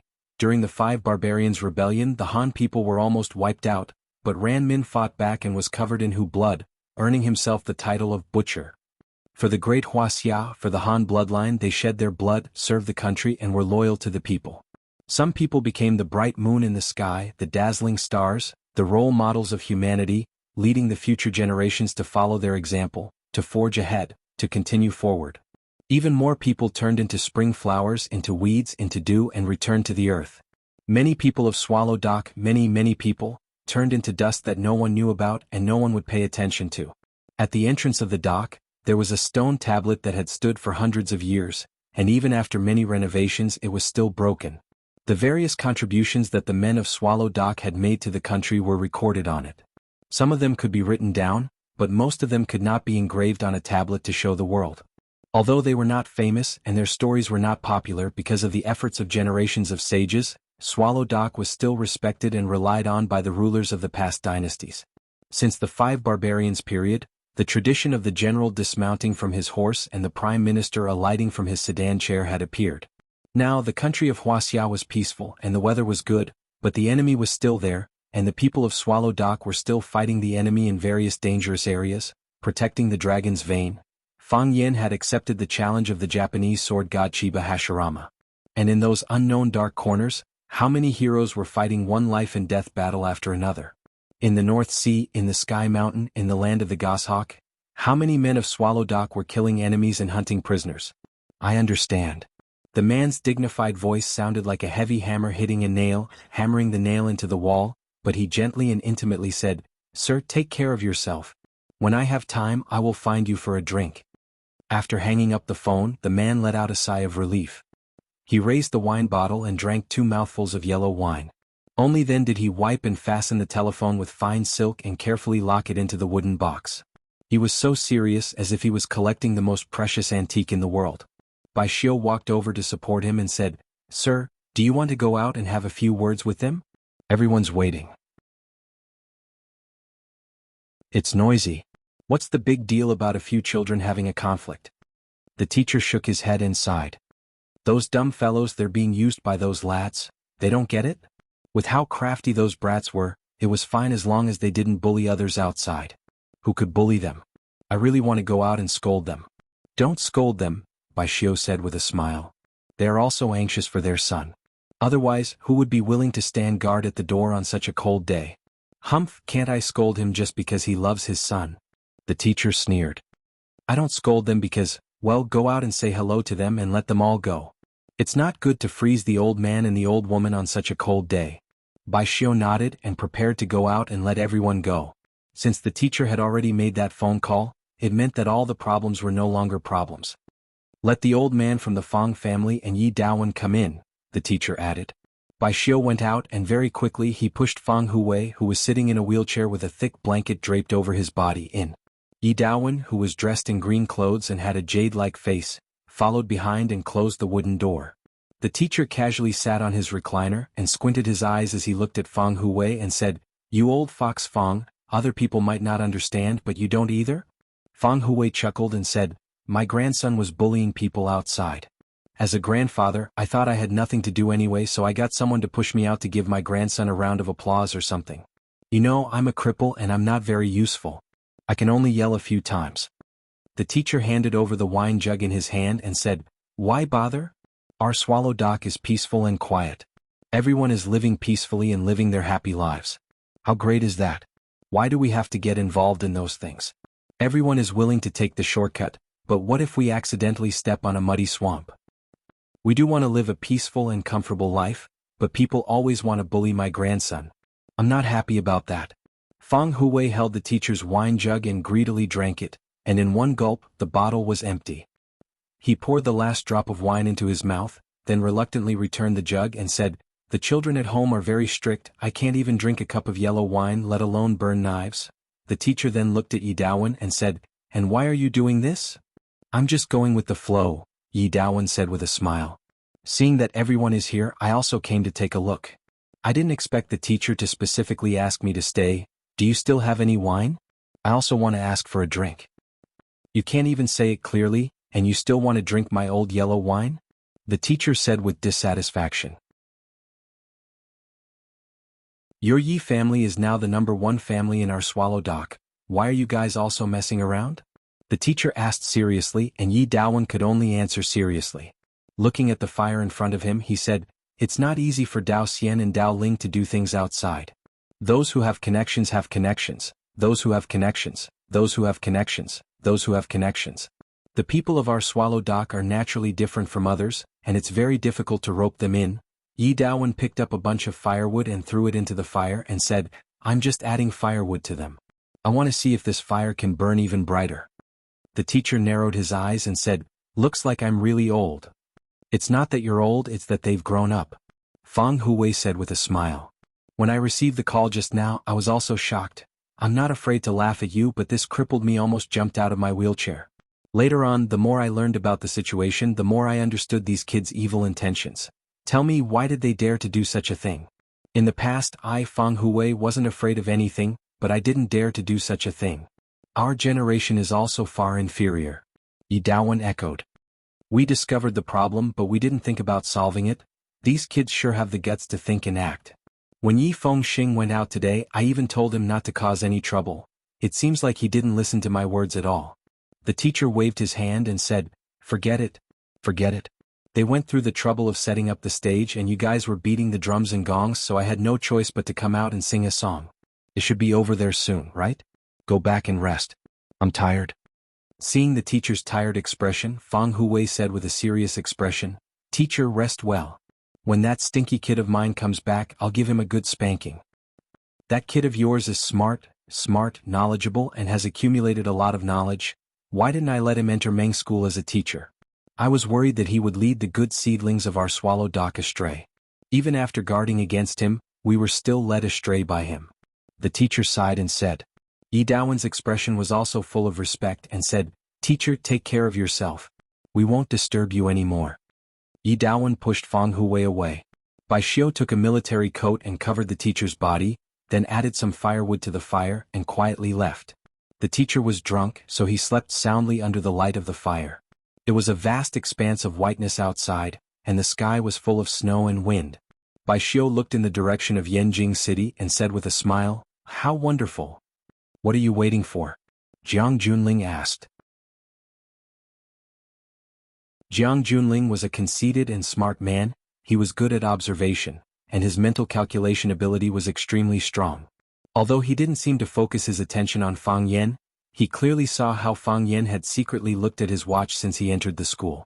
Fang Yan cared a lot about time, and caring about time meant that he had something to look forward to. What was he looking forward to? Who was he looking forward to coming to his rescue? It had to be said that Jiang Junling's question really put pressure on Fang Yan. He didn't have much contact with Jiang Junling, and the few times they met, they didn't get along very well. At that time, everyone was thinking of ways to knock down their opponents, so where would they have the energy to carefully observe and understand his character and habits? After Fang Yan got off the plane and was intercepted by two groups of people, he began to prepare for this big gamble. This time he had the help of the Qin family, but what about the next time? Next time, when his family wanted to take him away, who would be willing to stand up and help? There was bound to be a winner and a loser in a gamble. Whether he won or lost, the decision was not in his hands, nor was it in the hands of Jiang Junling, but in the hands of the old man in Swallow Dock. He couldn't answer Jiang Junling's question because he didn't know the answer. He made a big bet and waited for someone to lift the cup. Clang, clang, clang. Because of the confrontation between Fang Yan and Jiang Junling, the whole Starlight world was strangely quiet. Therefore, when the phone rang, everyone would feel that it was abrupt and ear-piercing. Seeing the ringtone coming from Jiang Junling's arms, Fang Yan suddenly breathed a sigh of relief, and his tense body finally relaxed a little. Jiang Junling took out the mobile phone from his pocket and glanced at the caller ID. His face immediately became as pale as paper. After answering the phone, he said, "Grandpa, come back." An old man's hoarse voice came from the phone. "You lost a long time ago. You lost completely." Jiang Junling held the mobile phone tightly, and his nails deeply pierced into his flesh.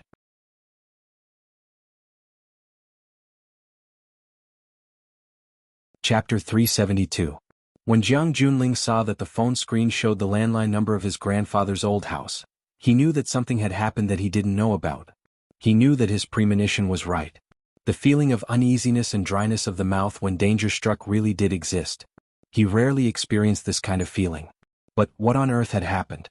Could it be that the Qin family had stood up for Fang Yan? Only one person from the Qin family would stand up for him, and that person wouldn't alarm his grandfather. It was just a child. She should stand up for him and say a few harsh words, or ask someone to send a few invitation letters to help him out of trouble. This was what a girl should do. If it was just this, how could it make his grandfather say such a serious word as a crushing defeat? Did other forces intervene? If he had other powers, why couldn't he even get an invitation letter before? Swallow Dock. In just a breath's time, Jiang Junling had already thought of all kinds of possibilities. Finally, the target of the attack was Swallow Dock. They did have the strength, but what motive did they have? Just as he knew, Swallow Dock didn't belong to Fang Yan alone, but to everyone in Swallow Dock. The results of Jiang Junling's investigation showed that there were also cracks within Swallow Dock. Many people didn't have a good impression of the Fang family. Most importantly, Swallow Dock had been silent for 100 years. Just because of the disturbance caused by a few children, they were suspected of being bullied. So that old man stood up and shouted for them? His grandfather wouldn't explain the reason to him over the phone, and he couldn't ask anything over the phone. Jiang Junling didn't disobey his grandfather's words. He said meekly, "Grandfather, I'll go back now." After hanging up the phone, his expression had already returned to normal. Seeing that everyone's eyes were focused on him and the phone in his hand, Jiang Junling smiled and said, "Everyone, I have to go first." Wow, all the guests looked at the general's order in astonishment. They didn't understand why Jiang Junling wanted to leave at this time. After all, when both sides were at daggers drawn and ready to fight, leaving would mean that he was backing down, which meant that he had failed. Or did he already realize that he had failed? How could Jiang Junling fail? How could Jiang Junling fail in Yanjing City? Shock, fear, doubt, and hostility. Jiang Junling's failure was equivalent to the loss of their bets. They did not blame Jiang Junling, who failed with their expectations. Instead, they blamed his opponent for winning. Fang Yan, this country bumpkin, what kind of power was he hiding? Yirong quickly walked over and said discontentedly, "Brother, what happened? Why does Grandpa want you to go back at this time? Didn't you explain it to him?" Jiang Yirong still did not understand the seriousness of the matter, thinking that his grandfather had some urgent matter that his brother had to go back to deal with. Based on Grandpa's preference for Big Brother, he wouldn't have any objections. General Xing also walked over and said with a smile, "Is Grandpa's chess addiction acting up again?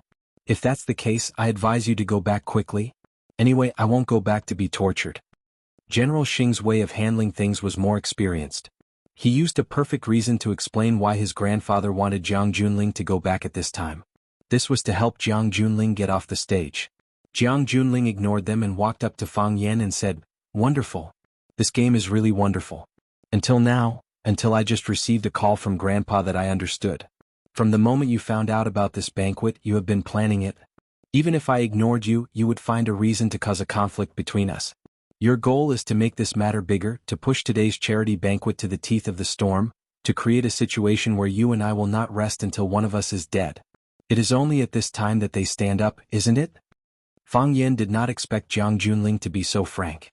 He smiled, said hello to everyone, turned around and left, or used the excuse of General Xing to perfunctorily brush off the unaware audience.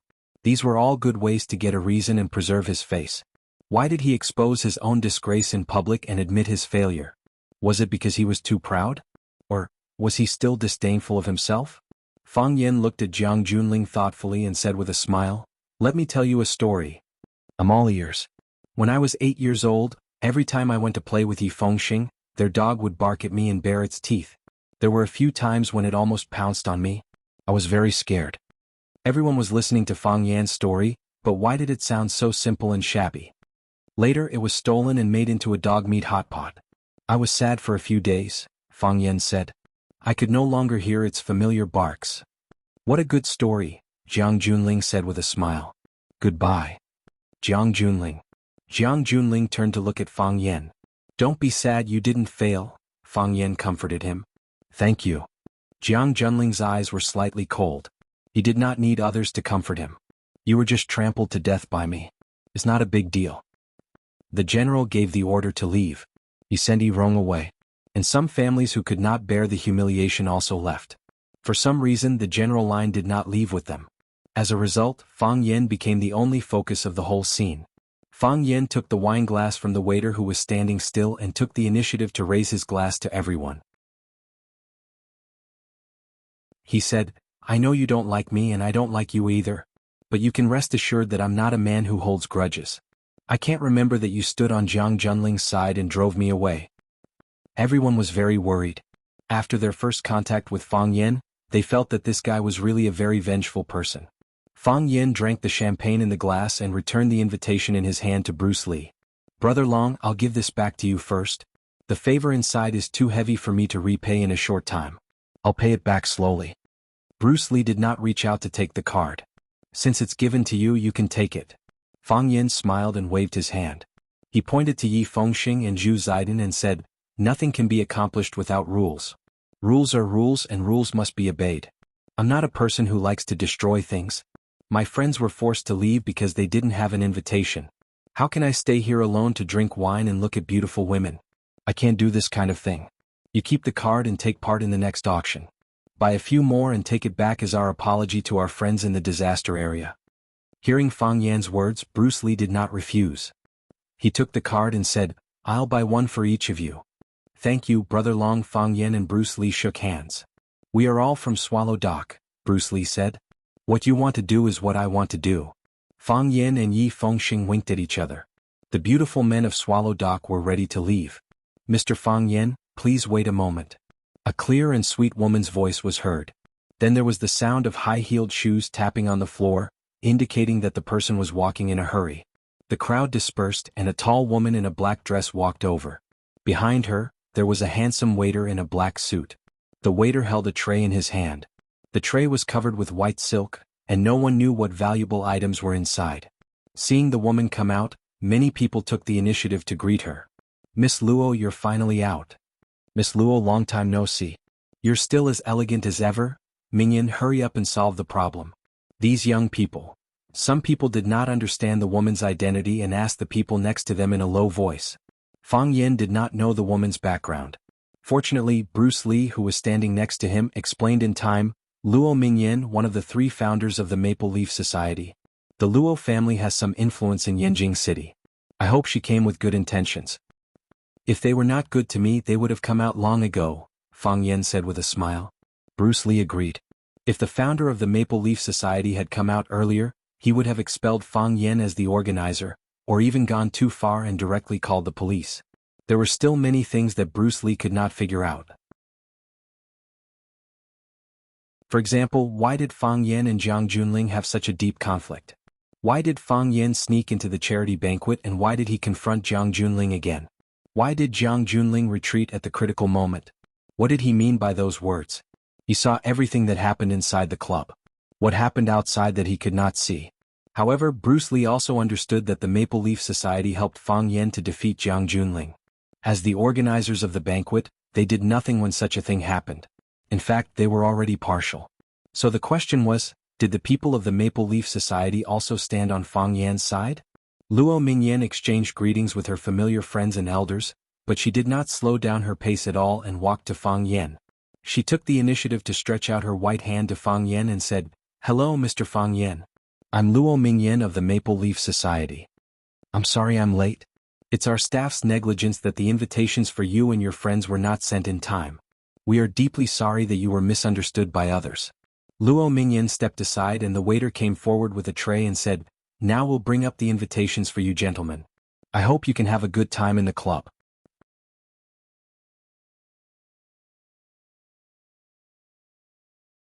Chapter 373. Luo Mingyan uncovered the embroidered white silk on the plate, and there was a row of small envelopes lying quietly inside. Luo Mingyan collected the small envelopes and handed them to Fang Yen with both hands. Fang Yen took them and said with a smile, "Thank you, Miss Luo, and thank the Maple Leaf Society for inviting me and my friends. Just now, some unpleasant things happened because of me. Please forgive me, Miss Luo." As I said just now, because of our mistakes, Mr. Fang Yen was misunderstood. It's Mr. Fang who should forgive us. Luo Mingyan said modestly, but her beautiful eyes looked thoughtfully at the young man standing in front of her. He was gentle and handsome, with the arrogance of a young man and the vigor of a child. Such a person would have a peaceful mind and live a happy life. The curve of his smile was beautiful, and there were shallow dimples on his face. According to physiognomy, such a man was filial and considerate. However, was this the reason why he was treated differently? Sometimes people really wanted to know the answer to everything. The appearance of Luo Mingyan, one of the founders of the Maple Leaf Society, caused a series of ripples in the starry sky again. The Maple Leaf Society must have seen the conflict between Fang Yen and Jiang Junling. They didn't show up when the conflict was at its fiercest. Now that Jiang Junling failed and left, they came out to send invitations to Fang Yen and his friends. What secret was hidden in it? What was more interesting was that Luo Mingyan said that because of the negligence of their staff, Fang Yen and his friends didn't have time to send the invitations. Everyone knew that it was a lie. However, this lie was a solid slap on Jiang Junling's face. Jiang Junling used this reason to expel Fang Yen, but the Maple Leaf Society stood out and said that they had invited Fang Yen and his friends long ago. Was there anything more humiliating than this? Then we're friends from now on? Fang Yen said with a smile. Of course, Luo Mingyan said without hesitation. From now on, Mr. Fang, treat our Maple Leaf Society as your home. Come over often if you have nothing to do. Many people gasped when they heard Luo Mingyan's words. To let Fang Yen treat the Maple Leaf Club as his home. What a great honor. The Maple Leaf Society was clearly supporting and siding with Fang Yen. Definitely, Fang Yen said with a smile. Luo Mingyan didn't stay outside for too long. She smiled at the crowd and said, "Everyone please enjoy. I still have some work to do backstage. See you later." "See you later," everyone said. General Xing stood on one of the pillars, watching the scene unfold in front of him thoughtfully. "What do you think?" Li Guoqiang stood behind him with a glass of wine in his hand and said, "The Maple Leaf Society obviously takes good care of this guy. What do those women know? They've been on Fang Yan's side from the beginning to the end, General Xing said. My proud brother didn't hesitate to kidnap all the guests to make an enemy of Fang Yan. If it were a smart organizer, they would have stood up to calm their anger at this time. Otherwise, if a large number of people left, the charity banquet would be ruined. My brother probably didn't expect that such a beautiful move of his would be miscalculated. What? Li Guoqiang asked. I can't think of any reason. Is he worth so many people's expectations? Maybe. General Xing sipped the red wine and said, that guy has always been lucky. At 8 o'clock, the banquet started on time. The host of tonight's charity auction was the ace host of Wuxia TV station, Wang Xiaoya. Wang Xiaoya was dignified and gentle, and her hosting style was flexible and sharp. She was the top hostess in the hosting industry and was loved by TV audiences all over the country. Wang Xiaoya, dressed in a black dress, walked to the front of the stage with a microphone in her hand. Her eyes that could speak swept the audience and said in a clear and enthusiastic voice, "It's freezing outside." When the car was on the road, the driver told me that it was -20 degrees now. I told him that I didn't feel cold at all. Yes, I didn't feel cold at all. Because I'm about to be with a group of very enthusiastic people to do a very loving thing together. As the old saying goes, when one side is in trouble, help comes from all sides. Our compatriots in Guangnan are suffering from a snow disaster. Their lives are threatened, their property has suffered heavy losses, and they may have no clothes to cover their bodies and no food to cover their stomachs. The country is moving, the people are moving, and all the loving friends are moving. Dear gentlemen, beautiful ladies, many of you are my familiar friends and some of you are meeting for the first time. No matter who you are, I'm very grateful that you can appear here, and the victims of Guangnan are also grateful that you are here. Let's welcome Miss Summer, our beloved diva. She will bring you her classic song, Darling. Wang Xiaoya waved to Summer, who had just stood up, and said, Summer, I'm your die-hard fan. Thank you. Summer took the microphone and walked to the front of the stage, saying, Thank you, Xiaoya, thank you for liking my song, and thank all the friends who like to listen to my singing. Of course, I know that you didn't come here to listen to my singing. We have more important things to do. I give this song, Darling, to you and also to my friends in Guangnan. Through thick and thin we will never leave each other. The music sounded and the venue quieted down. When the river is still flowing, when there is still sunshine in the sky, darling, that's our hope. Xia Chen was recognized as an idol singer in the circle. The moment she opened her mouth, people would be amazed. She was instantly immersed in her singing. At the end of the song, the applause was like thunder. Thank you. Summer bowed to thank her and walked off the stage. She knew that today was not a concert, so she didn't need to draw all the attention to herself. The people who loved the snow disaster in Guangnan were the only protagonists tonight. Thank you, Queen of Heaven, for your beautiful singing. Wang Xiaoya once again held the microphone on the stage. Today the station did a program about the snow disaster in Guangnan. When I saw the villagers living a difficult life in the snow-covered village, I felt very uncomfortable. Just now, when I heard Miss Xia singing, I connected the artistic conception in the lyrics with the living cruel scene. It made people tear up. So touching. My Darling was a good song that was filled with sincerity and sincerity. We invite Mr. Zhang Xueran, the king of singers, to bring us his masterpiece, Li Xianglan. Zhang Xueran is one of the 4 heavenly kings of Huaxia's entertainment circle. He is also an evergreen tree in the entertainment circle and has the praise of the god of songs. He was not good at talking. After going on the stage, he did not make a speech. He just quietly waited for the music to start, waiting for the beat he wanted to come. His voice was hoarse and magnetic, and he specially chose a lyrical song, which made people's mood suffer wave after wave of emotional attacks. It was conceivable that after a few songs, the guests at the scene who were completely immersed in their emotions would not be stingy to sign a considerable donation number on the checkbook. After Zhang Xueran's Li Xianglan finished singing, 2 more stars went on the stage to perform. These 2 stars belonged to the new popular young man and the otaku goddess. Their musical attainments were far from those of the previous Summer and Zhang Xueran, but they were delicate and fashionable. Standing on the stage, singing and dancing were still very good at driving the atmosphere. After the performance of a star named Ai Jing, Wang Xiaoya went to the front of the stage again, looked at the many guests with a mysterious smile and said, She is a legend, but she is not only a legend. The venue was in an uproar. Everyone knew that music addict Lu Shuiyun was going to appear. Not many people might know the name Lu Shuiyun. But when it came to music addict, one of the 7 addicts of Huaxia, she was really well known. She was a strange person but also a strange person. Of course she was also an idiot. She was a music addict and a music addict. It was said that she was familiar with hundreds of musical instruments and proficient in more than a dozen singing styles. She did not participate in entertainment programs on TV, did not hold concerts, did not release albums, rarely participated in activities and almost never showed up. However, she was admired and looked forward to by countless people. She is not only a legend, she is a living person, a living miracle. It is our honor to invite her here today. Everyone knows that Maestro Shui pursues the limits of music and rarely shows up. This time, the leader of the Maple Leaf Society personally invited her and said that this is to raise money for the victims of the disaster, so Maestro Shui agreed to come and give us good news. I'm really looking forward to it, Wang Xiaoya said with an intoxicated look. Many people laughed because this was the common thought of many guests below the stage. Like you, I don't know what instrument Maestro Shui can perform. So, like you, I will calm down and listen. Wang Xiaoya left the stage and all the lights on the stage suddenly exploded. All the lights in the whole starry sky were turned off, only a small dim yellow light and the flying snow in the sky illuminated everyone. The dazzling banquet scene that had just been lit up with wine and a moment ago had suddenly turned into a deserted village street, and the guests holding wine glasses had turned into people returning home at night in the snow. Silence. Dead silence. No one spoke, no one drank, and even felt that breathing was disrespectful to music addict. Waiting a long wait. Just when Fang Yan thought that music addict was treating everyone as idiots, a low voice finally came out. Jade person blowing the flute. The voice was very low, like an old man's soft sigh, or like the cry of the wind in the wild. Fang Yan's dantian suddenly became hot, as if it was being roasted. Unexpectedly, his Taiji heart was aroused by this simple tone.